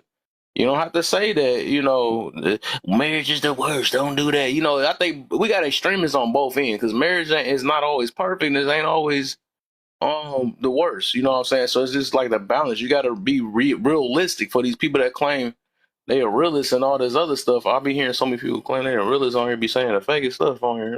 I don't know, man. I swear. But overall, that's the point I guess I was getting to, though. That's why we do have to look beyond just that. Am I really connected with this person? And also, like I said, what Jen was talking about earlier is that, I will recommend a lot of therapy. I could tell a lot of people need therapy just based off how people act on this app. They need therapy for real. They just don't want to admit it, but it's that ego and pride, though. But the way we react to dang on strangers on here to tell you enough if you really ready for marriage or not. Like I said, ain't no marriage. Like I said, it's not taming. The way people literally, like, really pay attention to this, the way people treat people, how they snap and can't and get triggered by every last little person, man or woman, right? Because it could be anybody. That's just literally gonna happen in a relationship. And then nobody can't tell me otherwise. You're not gonna just fake something. And I mean, you dogging everybody out and doing all this stuff, and then all of a sudden you have a person in your life that can tame you for this little bit. No, you eventually gonna treat your wife the same way, or you gonna treat your husband the same way. All it takes for them to get you in your little feelings, and that's just being fake. If you think somebody just sitting there, or they trying to tame, or they just putting up with you, for the most part, they know you got an attitude problem. They ain't saying nothing, but eventually it's gonna show on them one day, and they get their feelings hurt. When they get their feelings hurt, it's gonna show up though. But that's why that's one main thing I tell people at first: just pay attention to how people treat other people. Because I actually had a woman that was actually, when I was thinking about it, I had a woman that treated me real well. We got into it a couple times, but that third time when we got back with each other, she treated me real good, like very, very good though. When we, watched movies, all type of stuff, chill, and I was spending time with her and all this other stuff. We was even doing marriage things. That's a whole nother thing though. But I'm just saying, like, it was very good. But then, I was paying attention to how she talked about her cousin and how she said her family look at her and all this other stuff. And I was like, man, I can say maybe I was a little smart even when I'm in my young 20s, because it was my 20s though. I'm acting like, well, I'm gonna get in my 30s and I'm acting like I don't know how to act like I wasn't some years ago, even though I'm about to be 34 this year. But I realized how she talk about her cousin and stuff and her family and all this other stuff, and I'm like, man, it's no way that she would not do this to me. And she only getting tamed now because of what I'm doing for her. You know what I'm saying? Because we in this little phase right now, but it's like we ain't really comfortable for real. We just like each other a lot. You treat me good, but can you really do this long term? You know what I'm saying? And eventually, I already know what's gonna happen when you do get comfortable. Because if you can comfortably tell me about what's going on in your family and all this other stuff, and oh man, all this stuff. Like I said, I can imagine you gonna do that to me a little later down the line. It's just all I gotta do is get on your nerves. That's the new thing. You get on my nerves. They really mean that stuff too, for real though. And that job be sounding all cute and stuff, but nah, and get on your nerves, you see the real side. So yeah, I just say pay attention to that though. But oh dang, I went for so long I forgot. Let me get Jane up in the building, my bad. Hey there. What's up? Y'all tap the screen and share the live. It's a grown folk conversation. Okay. It sound more grown folk now. You know, I'm just over here chilling. For sure. Okay. I forgot what his question was. Some about selfishness and yeah. But I'm gonna go ahead and go to the top. It says, why don't we fight for marriage? As a whole, We don't fight for marriage because people quit. People love to quit. They only see value in money, but they don't see value in people and the people that are around them, and marriage and keeping a marriage together. And I think the worst place to have examples is people that get on TikTok, because most people speak from anecdotal experiences, unfortunately. And that's not everybody's marriage. But they don't say you got to work hard in your marriage. You got to make sure you're still dating each other. You got to stay committed. You have to have a level of understanding. You have to have active listening. It's not a job, but it's work. And a lot of people don't talk about that. It's either they try to go over to a TikTok where they see people dancing and loving each other and in love and married and all this other stuff, or either people are on here and they shouldn't be on here because, I mean, if you're married and you're happy, you should be well within your marriage. And around this time, you should be doing the do. But I digress. Through sickness and health, for better or worse, through rich and poor, does that mean anything anymore? Nope, not in 2024. It does not. Because let you get sick, let you become, without a job, or unstable concerning or unstable concerning your financial abilities. Let anything change as it should happen, because things either progress or digress. Either way, things are going to change. Any of those factors, people love to quit. It's easy to quit, unfortunately. So that's my little take on it. I don't know how far y'all are with the questions, but yeah. Actually, we spoke on the Phil, as we were talking about lack of commitment earlier, and it's people just want to give up. And even if you look at like a marriage or a covenant or how we move with love, it has to do with long suffering. There's gonna be some battles that you're gonna have to face, and a lot of people want to give up when it gets tough. Facts, lovely.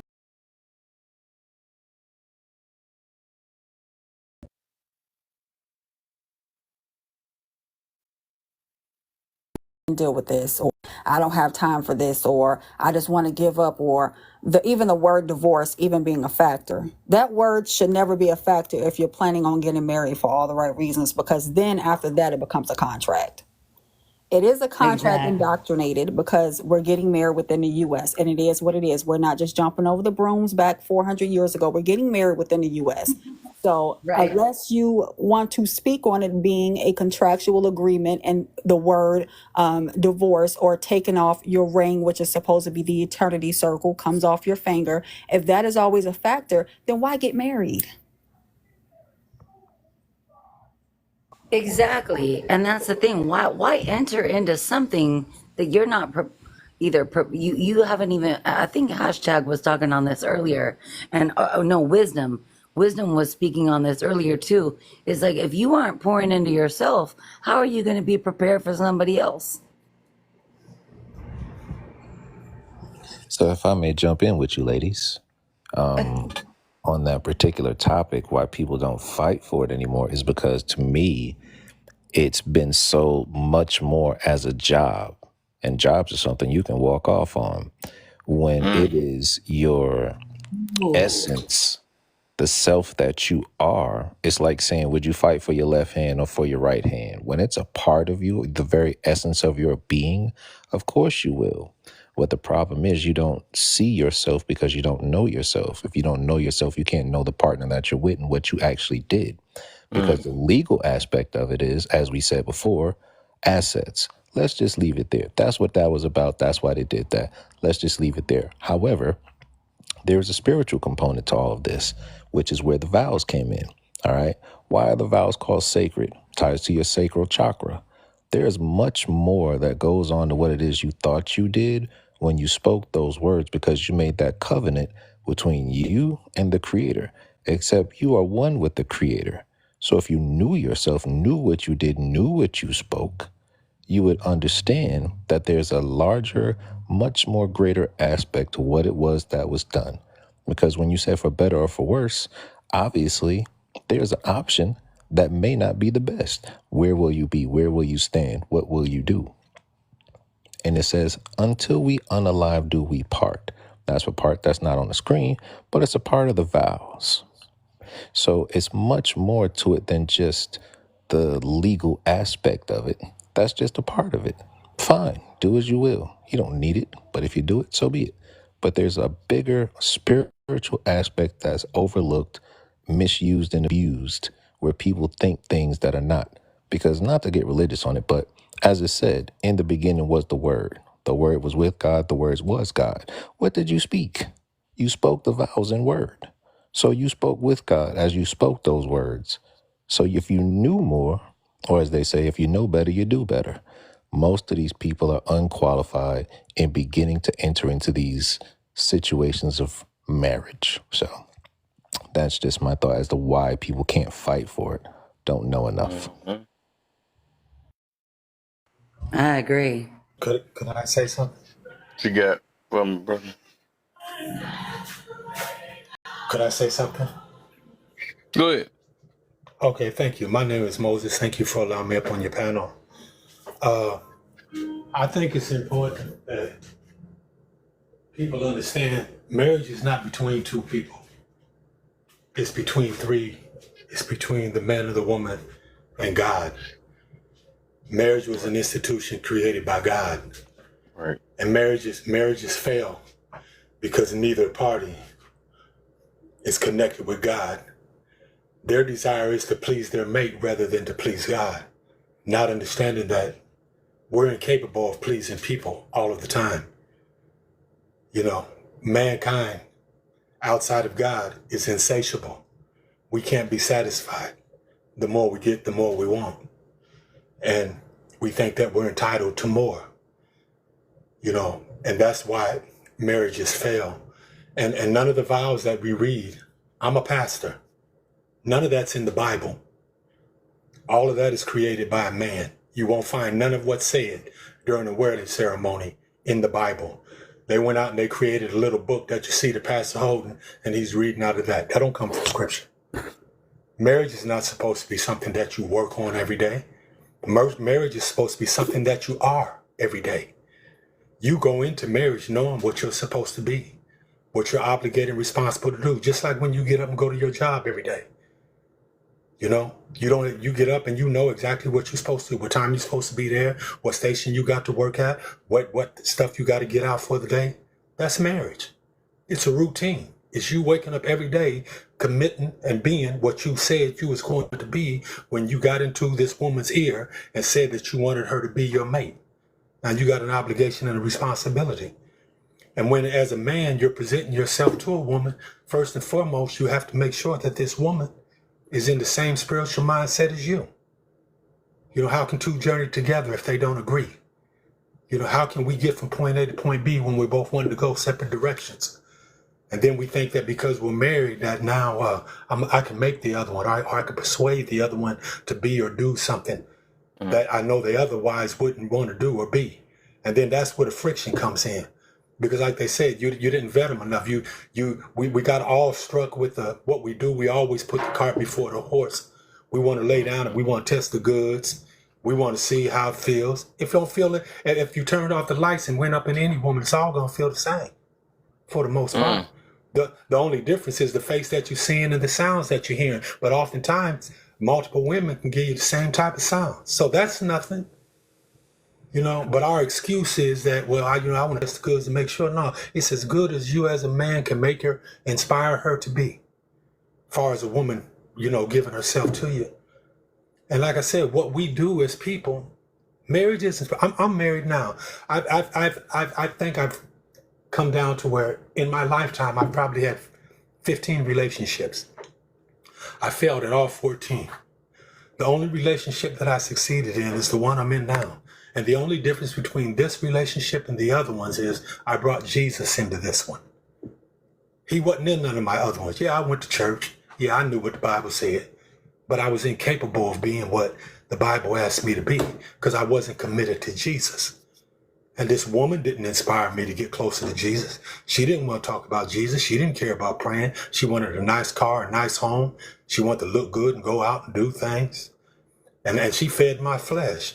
my lower self, and I was right along with it because we were happy, not understanding that happiness is not joy. Happiness is determined by experiences, situations, and circumstances and events. Joy is when you ain't got nothing going on, things going terribly bad, but you still got joy and peace because you know you're gonna come through.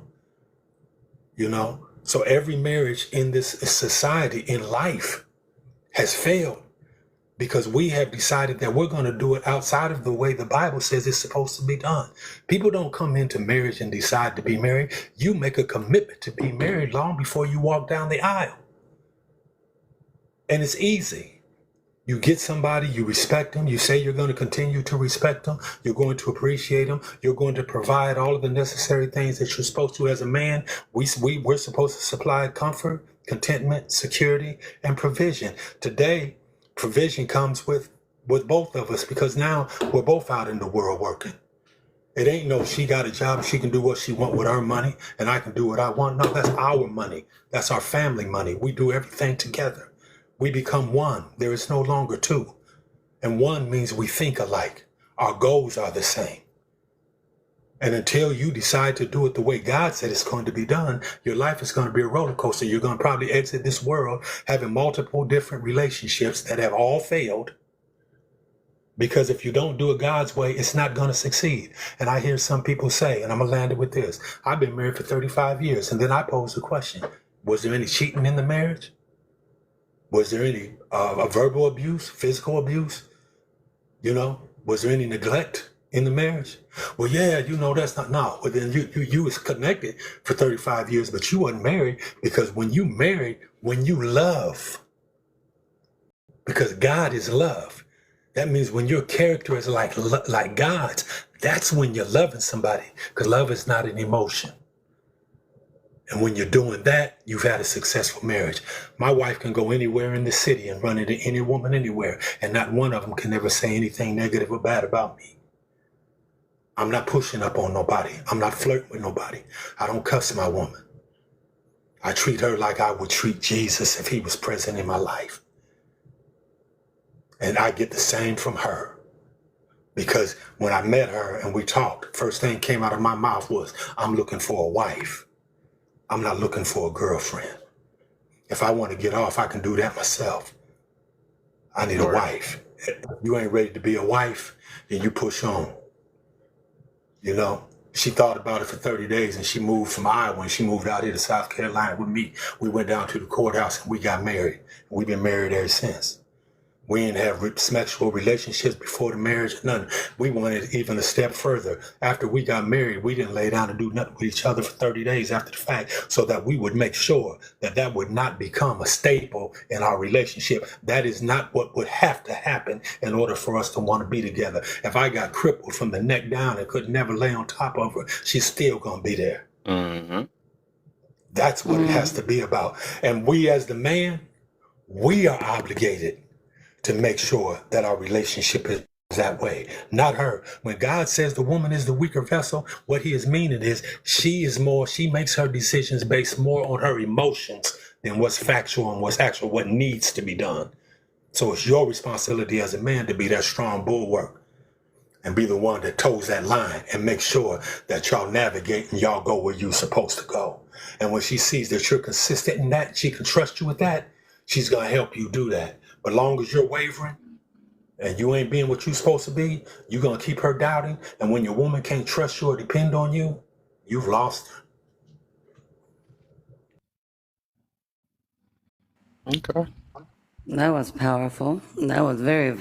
That was powerful, Moses. Yes, Moses, and you said one thing that I always say, because you said there's three people in this relationship, and that's what I always speak of when I talk to women, is that how can you ask for a man of God if you aren't a woman of God first? You know, so you have to be moving in alignment with the Most High, you know, first in order for you to even come into a covenant with someone else. Absolutely, because think about it like this. God is not going to give his best to someone that is not his best. When God said, do not be unequally yoked, what God meant was, if you're a man or you're a woman that loves me, your partner has to be somebody that loves me. You are not allowed to be with somebody that doesn't love me, because they're going to take you through things that those that belong to me are never supposed to have to experience. The only thing as a couple, me and my wife should ever have to experience is things that we can't control, like the unaliving of a loved one, or we get so old that we transition. But things that we have control over, we're never supposed to fall victim to that. We know better. God is a God of avoidance. God is not just in the business of getting us out of mess. He's in the business of keeping us from ever getting into mess, so we don't have to get out of it. And all you have to do is adhere to that. It took me 50 years to come to this understanding, but I realized it wasn't because I didn't know. It's because I didn't want to do it his way. And I didn't want to do it his way because there was other little things that I wanted to keep my foot in, little things I want to still be able to do, knowing that God wasn't cool with that. But the moment you get committed to doing what's right, and what is right is what God says. If you're a believer, if you're not a believer, don't apply to you. But if you're a believer in the word, you got to do it verbatim the way he said it's supposed to be done. You can't skip. You can't go past go. You got to do it. And if you do it exactly the way he said it, I promise you, whatever is crooked in your life right now, he'll make it straight.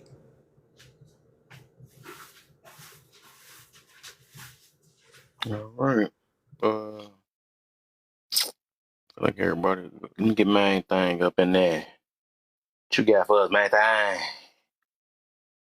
Cousin in the building. What's the man? Everybody Which I one? swear, all the peoples be popping in here when I know I gotta go to bed, man. So y'all trying to squeeze another hour out of me. That's bug. Which one we on?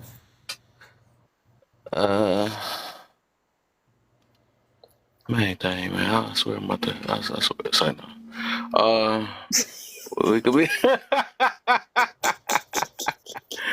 Let's do that. This the one I really wanted to get on. Is that I want to see how. I really want to see how everybody gonna answer this though. So I'm gonna start it off with you. If you not happy, your children and your house are not happy. Is this true? Oh. Take that breather. You already know. I I'm a feel two twin. And different bring yourself ways. up here I'm not. too, twin. I feel strongly two different ways about this. Okay, so the first way I feel about it is because you could sit up here and have a household where you're not happy in it, but your kids and your family can be happy. Meaning you could personally be going through something that you mentally need to work on, and you probably be hiding it from your family, so they'll just think, oh, while they around the house smiling and you feeling some type of way, eventually I think some people will notice that if they're paying attention to you. But the other way I feel about it is, if you're not happy in your children, I think when you're off, your family is off. And what I mean is, you could be so toxic to the point where that toxicity pour onto your children in your household. I mean, to the point where if you're always sitting up here complaining about your baby daddy or your baby mama, that shit could sit up here and put a negative thought onto your kids, to where it's like, okay, to where it's like you're no longer thinking about them. You're not even moving in a way where you're taking care of the household, to the point where you're more focused on trying to get somebody to do right versus you just focus on doing right. If that makes sense. Am I make sense? Hopefully people is following me with this. For sure, man. Yeah. Stick your chest out, man. Stop doing that, man. If you make sense or not, I said what I said. Just be like that. I said what I said and drop the mic like that, man. You ain't Yeah, gotta well, make sure yeah, because everybody I just want to make Because sure you're people slow. are You don't following get what it I'm because you're slow, my saying. friend. they got you. They got you. They Shit. got you. Stick your chest out. I ain't trying to Hey, hear all Alper. that. Hey, Lovely. Hey, Carrie. Hi, guys. Hi guys. Like, man. I'm trying to look for where my fist at when I need it. That's crazy. All right. Oh yeah. Let's get this party started. Let's go with powerful. We're gonna go up. Go up. And I know Twin came in last, so I'm gonna get her lad real quick. I think it really depends on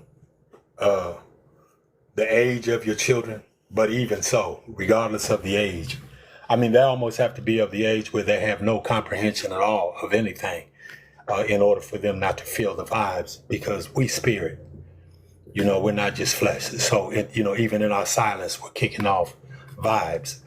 A lot of times when we don't even know it, we're being real short, or we're being snappy, or we're overly accentuating and acting out. We're doing it too much, or we're not doing it enough. We're gonna give off the vibe that things aren't cool, and especially if it's something going on with you and the wife, then there's gonna be a distance between y'all and children. Children are tape recorders. Everything a child knows before they leave that household is what they've picked up from you, or what you've allowed them to watch on television or listen to in music, and just like a lot of children you see, they say a child has found a pew and accidentally unalived or did something to herself. And the parents is like, well, I don't know how they knew. Because when a child is putting their blocks together or playing wherever they're playing, they're always looking up and looking to see what you're doing, how you're moving. They're always observing. So when you see a child walking or talking or doing something, that means they observe that, they pick that up from you or somebody around them. So they're very aware of what's happening. So if you're unhappy in the house, they got to be too young to know what unhappiness is, to not be unhappy. But if they're old enough to know what it is to be unhappy, they're going to know. You can't keep that from them. And that's why, I suggest sometimes to people, if you're in a relationship and you and her ain't getting along and y'all don't want to get along no more, leave. Get your own place. But to stay in that house and subject the children to y'all's misery, y'all confrontation, is unfair. They don't deserve that. And if you're gonna stay there, at least work on it and try to work it out, and make it right, because it's going to affect the children. They're gonna know.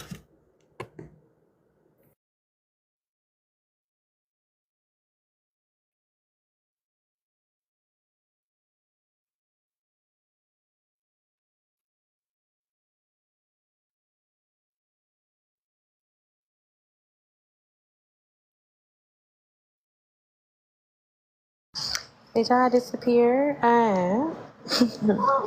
Hey, Jane. Hey, girl. How you doing, boo? Hi. Hi, Carrie and Lily. Oh, sorry. So when you were saying real quick, powerful, that I feel like I missed some of what you said. If they're not happy with if you're not happy, your children in the house are not happy. So you were agreeing, you were saying that is true. Powerful. Absolutely. I believe if you're unhappy, that it's a matter of time, depending on the age of your child. If they're old enough to know what happy and unhappy is, then yeah, they're gonna detect that things aren't groovy, and they're gonna know, and they're gonna be unhappy too, because children, I mean, let's keep it 100. Life is a playground, and when daddy isn't playing and giving them the attention and time that they want, and when you tell them no, not right now, they pick up on that. They know something isn't right, because they know that customarily, daddy is always willing to give him a hug and lift him in the air and say something funny or tickle him. He does that. And when those things stop, they become aware that something is different, and it's inescapable. It's gone. It's mine. Yeah, I agree. Carrie, did you stop? Sorry. Don't do that. Did you go yet, Carrie?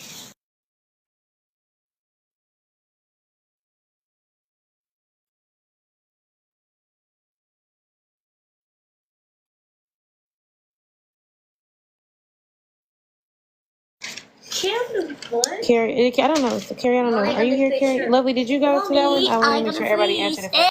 All to everybody getting something to eat without us. And I don't appreciate Apparently, who's grubbing? it. Yeah. No, I went, Alter. I went. I'm actually in the middle of making dinner, so. See, lovely. Kev, the one that got chicken. He wouldn't got chicken. No, I'm talking to my sister. Don't blame your sister. Here you go. Honestly. All right, yeah. What happened? I was supposed to let some people up. I ain't get no chicken. I ate my chicken noodle soup earlier though, so y'all kind of halfway with it, right? I didn't answer it. I want to answer it. No any answer, Jane. If you're not happy, first I want to say happiness is moments. It's not 24/7. Okay, you're gonna be happy. You're gonna be elated. You're gonna be sad. You're gonna be mad. You're gonna be whatever. Emotions come and they go. But if you're not happy, your children in the house. Well, happy spouse, happy house. Both spouses have to be happy within a marriage. Baseline foundation, happy. Or that word contentious. You're not always going to be happy. That just is what it is. But you have to have an underlining of respect, communication. Those things they don't toe the line of happiness. The real foundation of marriages don't toe the line of happiness. You have happy moments. So work through it as a family. Everybody has a role, including the children. And even if your children are grown, guess what? They still are affected by your marriage. So. Okay. Is everybody? I think everybody go. No, I think oh no. I think did Lovely you go? I didn't say it real quick, but Oh, you wanted? Oh, you ready? Okay, you ready? Go ahead and get your thing. I'll get this whole side. if you're not happy, your children in the house are not happy. Is that true? Let me emphasize that. You gotta emphasize. You know what You I'm saying? That's for a me. reason. You use that for a reason. Sorry. So if you're not happy, I think yes, because the thing is, like, you have to understand, like, your kids definitely can feel like right now I'm about to strangle my kid. He knows I'm not happy with him now. See, he's not happy because I'm not happy, so I'm about to strangle him. So that's just how they go. So if you're not happy, yes, you can make the house unhappy, and that's why. But in a sense, though. As I said, if it's internal unhappiness, it's things you got to deal with on your own. Like, because you just woke up today and you annoyed. Why the whole house got to be annoyed? I had a whole plan, had a good day. Why you upset? But I think, and then like, you really push it on the children. So I said, like, you really have to have that mirror conversation. What is this? Like, why am I, putting this on everybody else? Do I need to talk to my husband about something? Do I need to, whether it's talk to your kids, talk to yourself? Because you do create that atmosphere and then you make it so like then it's now everyone's against you. It's like, no, you done caused this, you done soiled the whole house, you know what I'm saying, with something that you feel like you were unhappy about. I think it is fair. That's one thing I can agree when it comes to women. Like, if it's things that are bothering you, yes, he should care, right? He should care enough. But there's sometimes some things we have to realize I need to stop putting this on everybody else. This is not their battle. This is something I need to like work with. Like, I was talking to a friend earlier and they were saying, it's okay. See? So we almost good now. Almost there. I'm sorry, mommy. But see, just sorry, we'll be all right sometimes. I was like, just apologize.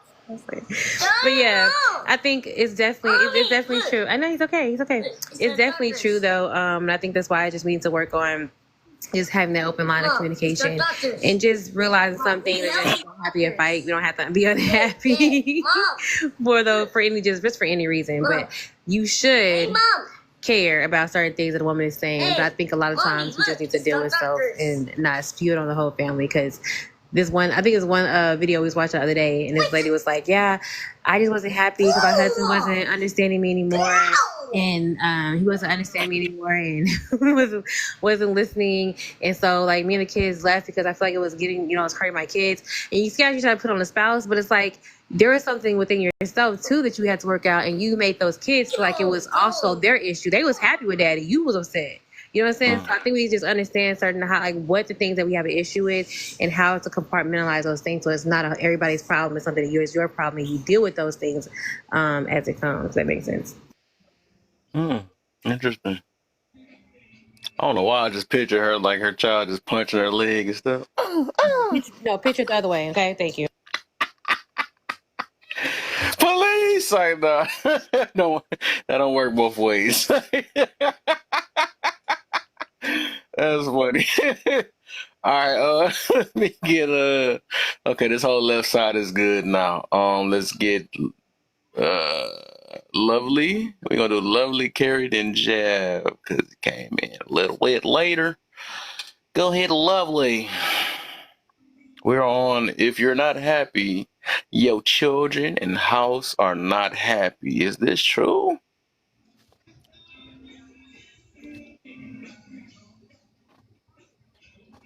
Lovely? Lovely is cooking steak and potatoes right now. Oh, yeah. One thing. Oh, okay. Let me let her cook. Let her cook. All right, Carrie, what you got? Literally, let her cook. Right. Carrie, don't tell me she cooking too. Lovely and Carrie, they cooking something that's scary. All right, Jab, you're next. Yo, hello everyone. Hello. What's up, my brother? Everything is good, bro. You know, I'm gonna say, I would say respect is paramount. If you got respect and if you're not happy and you're unhappy and you're coming home unhappy, I think you should try to battle through that for the sake of the children and the family itself. But I mean, I understand happiness is just like the wind. I mean, it comes and goes, ups and downs. That's what it's gonna be in life. Life ain't happy. And if the kids is unhappy, okay, so what? They'll get over it because you have to teach them about the world. The world ain't gonna always be happy for them. So I think that's a grounds of showing your children how the world's gonna be. And sometimes if you don't use those teachable moments, you can actually, if you have a serene environment for your kids, how are you going to actually teach them about the world? You should welcome those situations so you can teach them hands on. Look, that's going to happen in life, but you're going to overcome that because you're going to be big in that. And so I think sometimes we run from adversity in our families. That's why we have a lot of broken homes that we have, because everybody want to run to happiness. And they become more broken. And in relationships and marriages, our dedication is loyalty. Our grandparents and our great grandparents, they wasn't always happy, but they stayed for the sake of the family. And somehow, some kind of way, we got to maintain a level of respect that we can stay with each other despite being unhappy. And we have to communicate, not hope somebody assume, wonder what you're thinking, and had this fantasy and this Disney thing. Oh, he should know how I feel. He should know what I'm thinking. He should know what if I'm upset.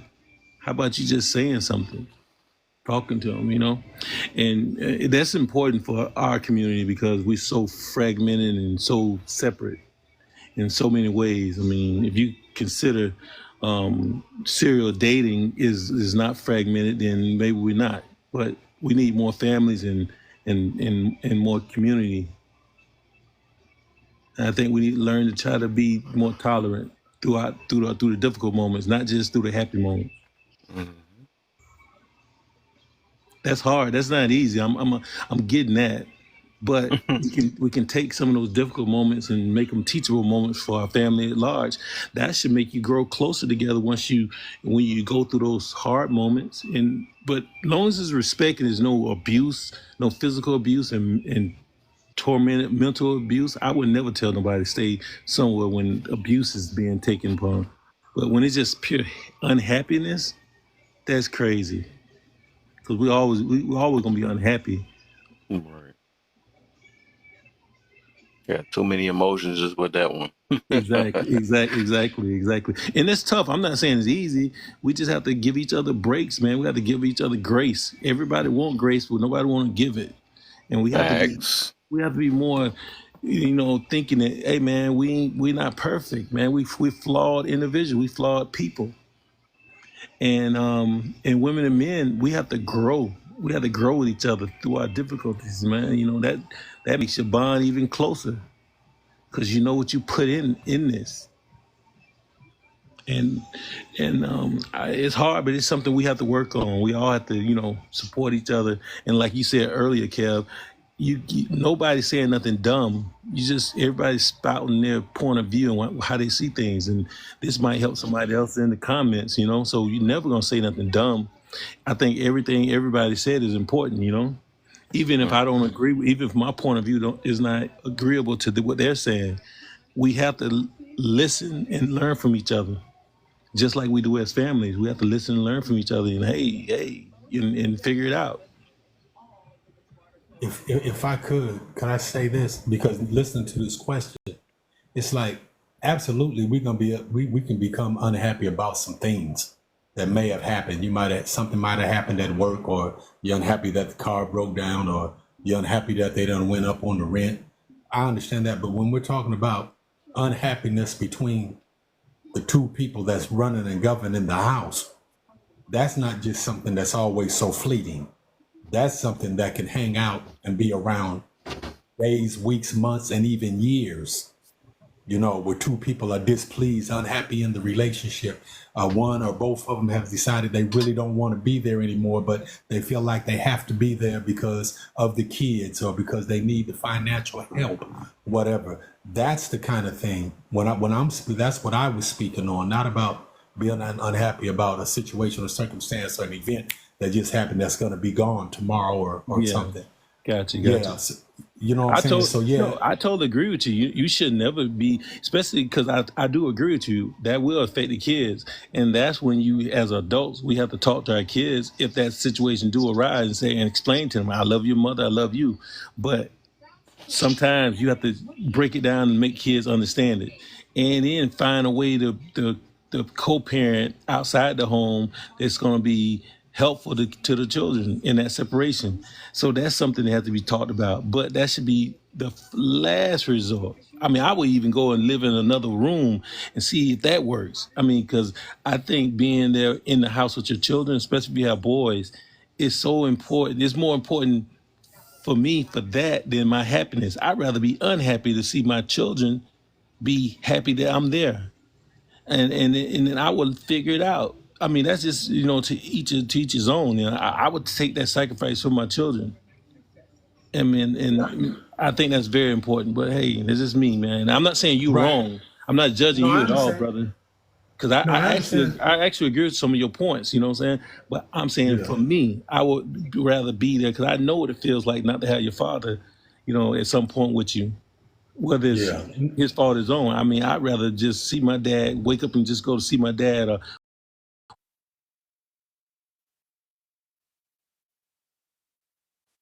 like you want to when your child's not in your home. Well, my whole thing is, I mean, I understand exactly what you're saying. I would remain in the house as long as she and I were both making an effort to rectify things. But I'm Gotcha. not sleeping in no separate room. When we get to the point where I got to sleep in a separate room, because the kids see that too. That's true. Okay, and that's affecting them too. I'd rather be gone. At least that way, if I'm with my children, they could be in my spot and everything's groovy, and there's no tension in my spot. And then when they're home with their mom, I'm not there, so there's no tension, and everything can be groovy with them. But I'm not going to remain in the house when we've decided we no longer want to try to work on this. As long as we're trying to work on it and we're making a true effort, I will Yes. remain. But the moment it gets to, well, I don't want to lay with you no more. I don't want to share the same bedroom with you no more. She ain't got to tell me that but one time, and I'm ghost. Gotcha. Yeah, I'm gonna get up out of there because, like you said, children, depending on their age, all of that affects them. They're gonna see mom and dad not sharing the same room. They're going Oh, to come out in the middle of the night to go to the bathroom and see dad laying on the couch or gotcha. wherever the case might be. You know what I'm saying? Oh yeah. So it's like, and then some things you don't want to just sit down and have, you don't want to bring them in too much. If I got a 14 or 15, 16-year-old child that's coming up to me and asking me about what's going on, then I'm going to share it. But I'm not just going to go and make them, because my relationship with my wife is separate than my relationship with my children. Gotcha. You understand what I'm saying? That's how I view it. So yeah, it's and I feel sorry for a lot of people, because I know a lot of people that stay together for 20 and 30 years for the sake of the children. And that's a long time to be living with somebody and being unhappy. Yeah. You know, that's a long time, because the kids, by the time they 16, 17, they growing up, they're establishing relationships and they getting ready to get ghost anyway. Yeah. So it's like, and you spent all that time miserable, and then as soon as you thought they were old enough, now you leave. No, I'd have been gone. Yeah, actually, now thinking about it, you're probably right in a sense, because you can kind of teach especially your girls, how to stay in a bad relationship. So it can work in the reverse effect too, you know. So it all depends on the level of unhappiness and why you're unhappy. And like you said, especially if you get to a point where y'all not even trying to rectify the situation, you're probably right, because you don't want to teach your children how to stay in a bad relationship, because then they're not able to even vet the initial relationship good, because they say, oh, it's bad because my mom and dad, they don't really like each other. So you got a great point, you know, but you know, you will hope that you will kind of try to gauge. That's why we never stop vetting. We always have to. That's why it's always good to have a village around us, so I can go and talk to my brother, my best friends. Hey man, and they can kind of help guide me, and I'm not just making a knee-jerk reaction because I'm not happy, because we're gonna be unhappy. And I'm just saying it to that degree. If your unhappiness is rectifiable, don't just say leave because I'm not happy, you know? And it could be something bad, you know? But sometimes you have to figure out how you can, if it's rectifiable, and then ask for a second opinion, somebody who you really trust, not somebody who want to see you unhappy, because we got a lot of that going on in our community. Because, you know, you got a lot of people get bad advice on both sides, women and men. Right. And you have to be real careful, man. You have to be real careful. That's why it's important to have the proper friends and the proper mentors around you, because it's no big deal when everything's good. It's when things are bad, because iron sharpens iron. If you got bad people around you and not moral people, when things happen and bad, they're going to give you bad advice. That's why it's so important for you to pick your friends wisely, the people you associate with. Now, I'm not saying that you can't talk to and be friends in passing with people. Yeah, you can be friendly with people, but people who you hold close and dear to you and you care about what they say, it's very important how you pick those people. And a lot of times you can tell who people are based on the friends they choose. It tells you more about them. And I know my parents used to tell me all the time, birds of a feather flock together. And if a girl is doing things that Sexy Red is doing, or she associates with people who act like Sexy Red, she probably a Sexy Red. And vice versa. Guys who act like Future, they probably a Future. Or because they see some value in what he does and what he says, you know? So you have to be real careful, you know, because we can make mistakes, you know, and not demonize people, but at the same time, go to people we trust so they can sharpen us and be willing to be receptive of what they're saying, because you know they ain't gonna tell you nothing wrong, you know. That's right. Yeah, just accept people for who they've shown you they are. Absolutely. And don't expect them to change. Hope that they'll change, but don't expect them to change. And then until you see the change. But when you see they're not going to change, then, you know, you got to move around.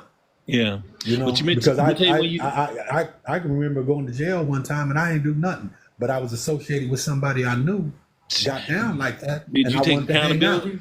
When that happened, did you take accountability for Yeah, you being... it was my fault for choosing to be with him. I knew how he moved. And that's what helped you change. When you accept accountability, that's what helped you change and stop hanging around those type of people. Yeah. So I can't be mad at him. Exactly. You know, he's like, man, I apologize. I said, nah, man, look, I knew that's how you got down. I wanted to hang out, so this is what it is. If I don't want to go to jail with you, then I just know what to do. That's not getting your whip and ride with you no more.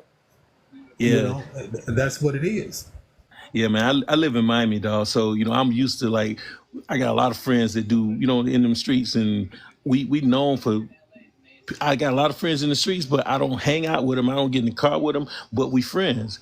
They tell me, invite me to parties and stuff like that. I say, man, I see you. They know I ain't gonna never get in the car with them. I see them there, but I'm gonna come through, pass through, and I'm gone. I never sit down on that. I don't want to be around people that do the things I do, even if I know them. We grew up together. I'm not gonna stay around that. But I'm not gonna shun them like they're not human. They still are human. They're people, because they can see me and I can bring change in them, just like Christ. Christ went around the people that nobody liked. That's right. That's right. And that's how you That's right. create change. You don't shun people to create change in them. You go around and see, hey, you can be just like me. Because I know you, I Right. talk like you, I act like you, but I don't do the things you do. We That's have right. we have commonality with each other, but we don't do common things. Right. I understand. Yeah. Let me Absolutely. get cousins in because I only got about 20 minutes left on this thing. Oh, But before I get them in, I'm gonna say my point of view on that the not happy thing. Where I was coming with that. Because I feel like it's a juicy one. I'm gonna do this topic again too, probably when I get back on Thursday. Um, so if you're not happy, I hear people say that a lot. If I'm not happy, and I can feel it to a certain extent, right? But I had to think a little bit more on it too. So if you're not happy, your children and your house is not happy. Is this true? I can believe so to a certain extent, but if the whole house is based over your happiness, I feel like that's a problem because you're not going to be happy all the time. And then also like if you happy and the other person is not happy, whose happiness is more important than the next one's if another person is not found a way to deal with not being happy and the other one like no my happiness will overrule yours. I don't know who is more important. I don't know. But I think that because and sometimes I believe that the child can be happy and the person might feel like because they not happy, their child not happy, and I feel like that's a problem. And assume the house is not happy because they're not happy. And I think that's more of a like that's some toxic stuff, low key. Because if you if the whole house is adjusted around how you feel, and it's not to say that nobody should be concerned or not, but the thing is when you realize you can't make nobody happy, in reality, or they'll have to choose to, or you can try to, they say provoke, you could try to motivate somebody to be happy or um help assist, tell a joke or something, but that don't mean they're gonna necessarily laugh at your joke. You can even try to make confirmation to the best way you can. And it don't mean that they gonna actually it's gonna force them to be happy, just like you can't, force people to be good, So I think if to a certain extent, I hear it, it made sense to me, but then again, but then again, it's also like I would say that I think that that's kind of selfish to base it off of one person uh because you're not happy. It can be a moment, right? If you're not happy at the moment, it shouldn't be all the whole house shouldn't be based off you not feeling good. You got to find a way to at least put on I would say if you put on the act for at least the child, you know what I'm saying? At least because they don't have to know every last time that you feeling bad, because some of that stuff is like you bringing in stuff from work just because you're not happy from work and stuff. You just got to make it everybody else's job to make sure you good. Then everybody can be happy. I don't think that shit shouldn't be like that. That's on anybody. Either end. I think if that's the case, it should be more of the kid if your kid, but the kid don't have to be happy all the time too, because they gonna be satisfied all the time. They might not be happy because you took the toy away from them. With the whole house got to stop being happy because they took a toy from. But it just depends on that's on both ends. You got to know it's a time that you got to figure out. They got to figure out how to be happy again. If that's all that one emotion that they rely on, or is it? I look at it as if it's love more. Is love more of your base to your relationship, or is it just being happy, or is it um I don't know. It's just so much, man, behind that though. But I just feel like, yeah, I think that mindset right there itself is like, if it's just based upon wrong, if I'm not happy, then my house not gonna be happy and my kids not gonna be happy. I feel like that's more. It's a toxic thing. I feel like I believe it. They say there's some truth behind it, but I feel like that's kind of toxic though. And then if you're not happy all this time in a household, why stick around? Go look for therapy or something. I don't know. Look for something if you just that mad or whatever. You just that depressed. Because I mean, things gonna happen in life. It kind of go back to that the other thing with the rich and the poor and wealthy and sick.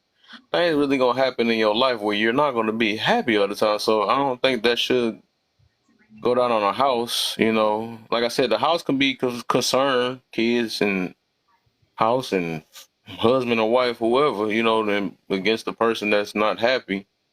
But it shouldn't be the whole house shouldn't be just based off that. So that's my thing on that. So. I just want to see what everybody's point of view on that, bro. But I think everybody said most of that one. Cousin, what you got on this one? What's up, man? What's the deal, man? What's happening, brothers on the panel? When I came in, y'all was building, so I didn't say nothing. I was just letting it go. How you doing? Welcome. I like to Welcome. hear it. I like to hear it. What's good, cousin? So you know what I'm thinking though? What I'm hearing is maybe semantics, but I think the word you're looking for is joy. There's a difference between happiness and joy. Yeah. Happiness is fleeting. Happiness depends on circumstance. Happiness can come and go. You can be happy in the beginning of the day and be not happy at the end of the day. Everybody, men, women, we all fluctuate with happiness. So that's never, ever going to be something to be substantial, right? So you're correct. You can't base a house on happiness. But joy, see, that's where we talk about, that's what the happiness is built on. So if you don't have joy in your house, now your house is fucked, period. That's the problem. So when you get to a point where the joy is gone out of the home, the happiness ain't coming. Now that is what affects everything, is joy and the lack of. You see what I'm saying? And I think at times we all call it happiness, but I think there's a difference, because happiness is that emotion, but joy is the state of being. And so when you are in a house that's joyful, even when you're not happy, the kids never know. There's how many times we grew up poor. I grew up broke as shit, and my mom never let us see it. Because we running around as kids just still doing what we do. We don't find happiness in whatever we do. We gonna play with some sticks outside. We gonna find happiness. That's what kids do. But if that house has no joy to come back to, now the kids feel it. You see what I'm saying? And I think, like my man was saying, like if you get to a point where you got to go into a different room, that means the joy is squeezed. You squeezed all the joy out of that lemon, and now you into a point where that is toxic. That's where your kids are gonna feel it. But when you still have joy in the house, y'all could be unhappy because tomorrow we're gonna figure it out. You know what I mean? And so you came home, I was unhappy. I had a good ass steak. I'm happy again, right? Because that's how happiness works. But it's that joy, I think, that when we get to that point where that joy is gone, because that's what depression is. When you have no joy, when people are clinically depressed or things like that, they can't get happy because there is no joy. And so I think that would be the way to describe it, in my opinion. But yeah, that would be my input on that particular conversation. I agree. All right, I agree let me 100%. Yeah, for sure. Gemini, what you got for us too? Then I got about 10 more minutes, boy. Yep.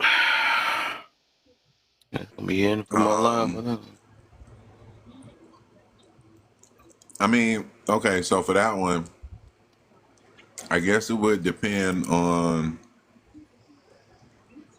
how much projection was going on versus like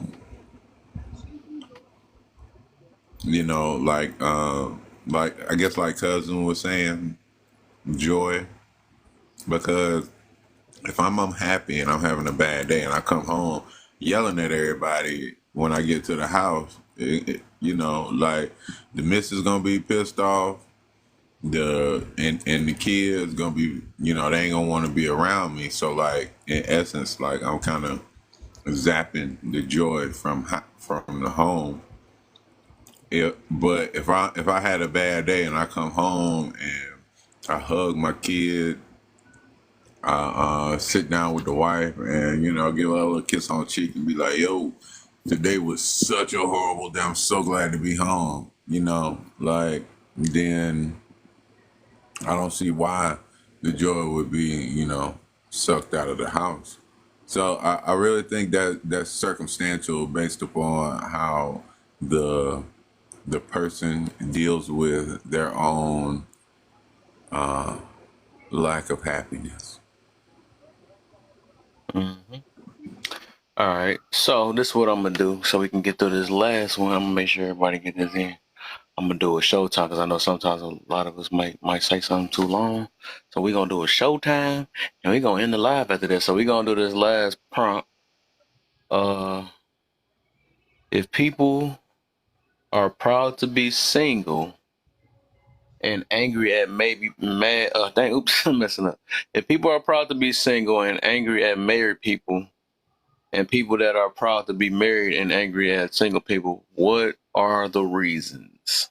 So just marinate that real quick. I'm gonna start the show time, and after that way everybody can get their turn in. And if the time's called off on you, you were long winded. Yeah, feel me? All right, so let me see something real quick. Give me a second. Give me something real quick. Slide. We're gonna do the live show. We're gonna do that. We're gonna do 3 minutes each person. That way I know 3 minutes, so we can make it happen, Captain. Oops. Hold up. Live show. Let's start the show. Whoever go first. Oh, Gemini. Okay. Okay. So uh, I think it will kind of boil down to a regret. Like, or just flat out 100% unadulterated hate, you know, like just ignorantly blissful hate too. And but let me go back to regret. Like, and I'm gonna say regret because somebody got married and they married the wrong person. So now they looking back at their, you know, like this mess of a marriage that they're in, thinking about, man, if I was single, I'd be doing blank, or I'd be doing this.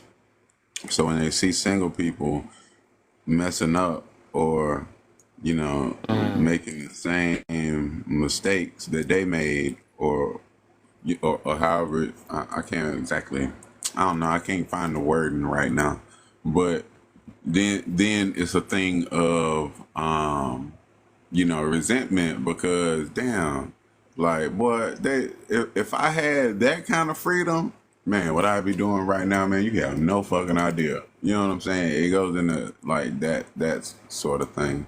And similar, that could similarly be the same thing for the single person who has been in a relationship and they had a really good partner, and they thought that the options would be there forever. So they played around and lost the really good partner.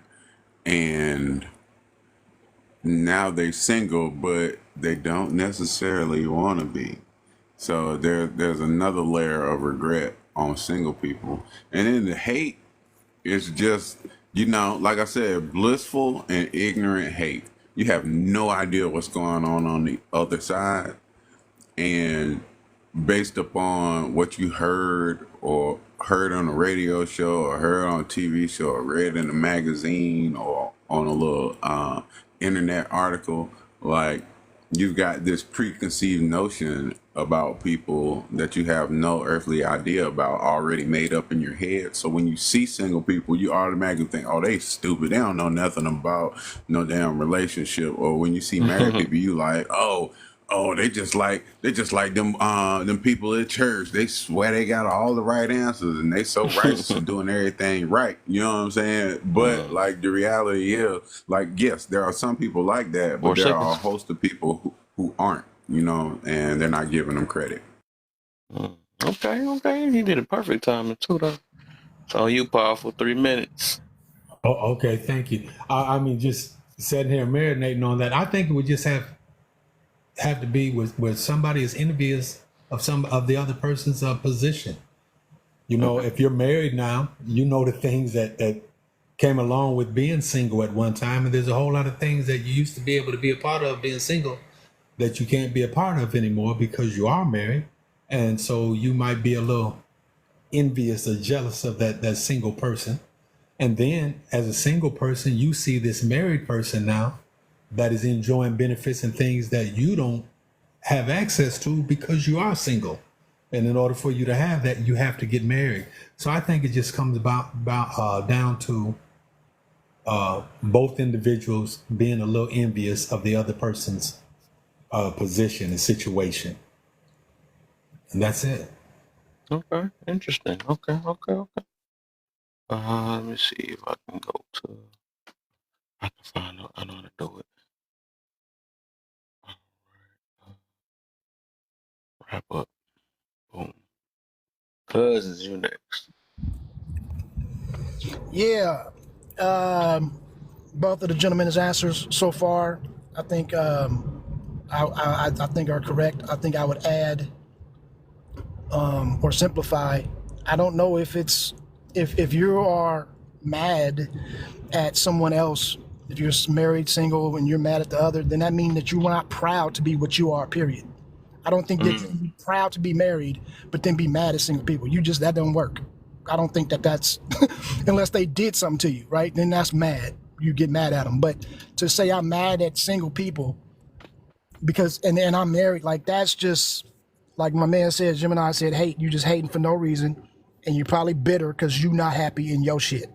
And that's simple as that. I don't think you can be proud and happy and then still have hate on your, you can be envious, maybe a little jealous sometimes. I get it. That's natural. But you still wouldn't be mad at them. You know what I mean? So when you wrote that, I'm thinking they just not happy with themselves and they not proud of being married or being single. That's why they mad at the other. I'll just leave it at that one. Okay. All right. Y'all are good. They going through it. They beating the time. So you, Jeff, you got 3 minutes or less than 3 minutes, huh? Jeff, they got you stuck on mute. You can hear me? There you go. Yeah, I agree with all the gentlemen that spoke before me. What Cousin said, I'll piggyback off that. I think my perspective, I'm 53 now, but when I was in my 20s, I was living in abundance. And I think men that live in abundance, you don't have time, you don't really have that perspective of regretting. But I saw my brothers that were married, and I was like, man, you giving up all these girls? I mean, you can have a girlfriend, some sliders, man. You gonna give up all that to be married? And I was like, man, you're not living your best life. But as I got older, my thoughts were different because I matured and I realized all the good girls who I passed up on because I was, had all these sliders and all these girls I was dealing with, that I was missing out on a woman that I would have loved to have when I was in my 40s and 50s that wasn't there no more. And so in that respect, I regret now if I do hindsight 2020. But I learned a lot though, you know what I'm saying? So me going through that put me in perspective I have now. So I wouldn't never say I was envious of other people, but I definitely I can look back on it and I tell younger people now that is this in relationship, you got a good girl, man. hold on to it, man. Be true to whatever it is. You know, you don't want to miss out on that because you think it's gonna get better as you get older. Trust me, it doesn't. Not on a marriage tip. You have a lot of girls if you live in abundance, but they're not marriage material. They're just girls to have fun with. And that's the problem with a lot of guys who was living in abundance and they wasn't locking something down that was they could have been they could have built a home or built a family with. And at least from my perspective, that's what happened. That's what I went through, you know. So younger guys and younger girls, I tell them, I say, if you got a guy you love and you like, don't think the grass greener somewhere else. You better hold on to that and see what you can make out of it, you know. Mm-hmm.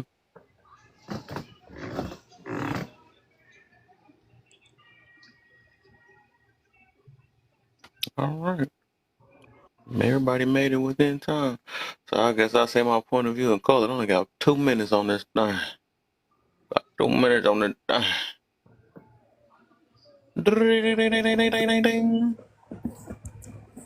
I would say, why my screen ain't get big? Get back big again. Wow. All right. So I would say, from my observation, so I would say, yeah, I do believe if some of them not as proud as they say they is, if it's a married person, right, they can say they proud and mad at single people. Yeah, I believe it could be somebody that's they not liking the lifestyle that they in, and they kind of jealous of, that they doing something that they wish they would have did. And with the other reason that I see recently is that I do believe that some of them is proud, but they just feel bad of how them the single people is living their life and how they affecting the children. This is from my observation of recently why some of these happily or these proud married people, and they want them to kind of be like them, and then some of them also like look at marriage from one side, and if it ain't like them, then they kind of get angry. But for the most part, I believe they just get mad because they feel bad for the lifestyles that some of the single people is choosing. They unaliving so many babies nowadays and choosing wrong people and stuff. And that's just what I've been seeing lately. With a lot of the married people and with the single people, if they proud. I think that's only just one route. It's just flat out they lying about them being proud of being single because mad at uh, you wouldn't be mad at another single person, let alone or a married person, if you was really proud. Because some people just be always pushing now. I'm proud and I'm single and I'm happily experiencing. But then somebody talk about marriage, you always talking about how bad marriage is and all this other stuff. So most of them are bitter and bitter and hurt. So yeah, bitter and hurt. They don't, and they want to spread their misery that they had and they bad and they trauma thing that they went through. And put it on the next people. From what I noticed though. So yeah, on if it was like a fake proudness with the marriage, I would say it's more of a envious or it's more of an envious thing, just like somebody mentioned earlier. And with the proud single that's mad, I think that just flat out just bitter and they lying about them being proud. On that one, if you're talking about both the negative parts on that. Uh, but that's the observation. So I guess we gonna wrap that one up. Some married folks doing those same things though. Um, I said they might be envious though, and they not really proud. I wrote that before you said it. Like I Oh, wrote it when you first started.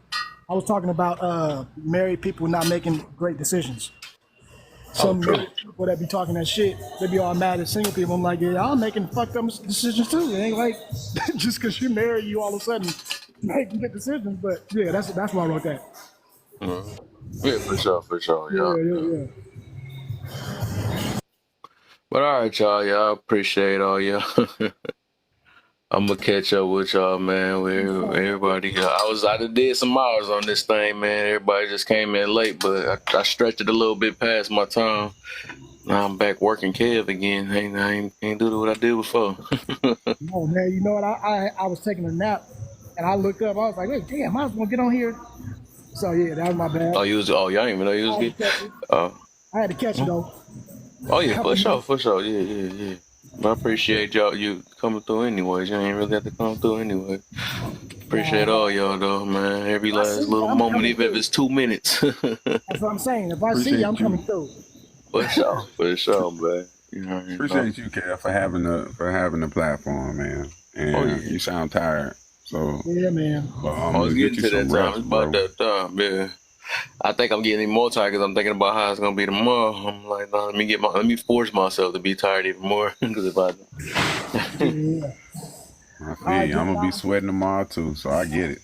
yeah, you already Yeah, know. yeah. All right, Gemini, you All right, man, then, cousin. y'all have a good one, bro. All right, for Good seeing sure. Yeah, I y'all. appreciate Talk to all you. y'all, man. Y'all all had good takes and all that, man, for sure. But Yeah. We're gonna do it again. yeah, oh yeah, for sure. I'll probably be back All on right, then, Thursday, but I'm Javon. be other people's lives until then, sneaking some other live. But all Yeah, right, that's y'all. how Yep, you do it. Yeah. All right, though. yep. Y'all be easy. All right, man.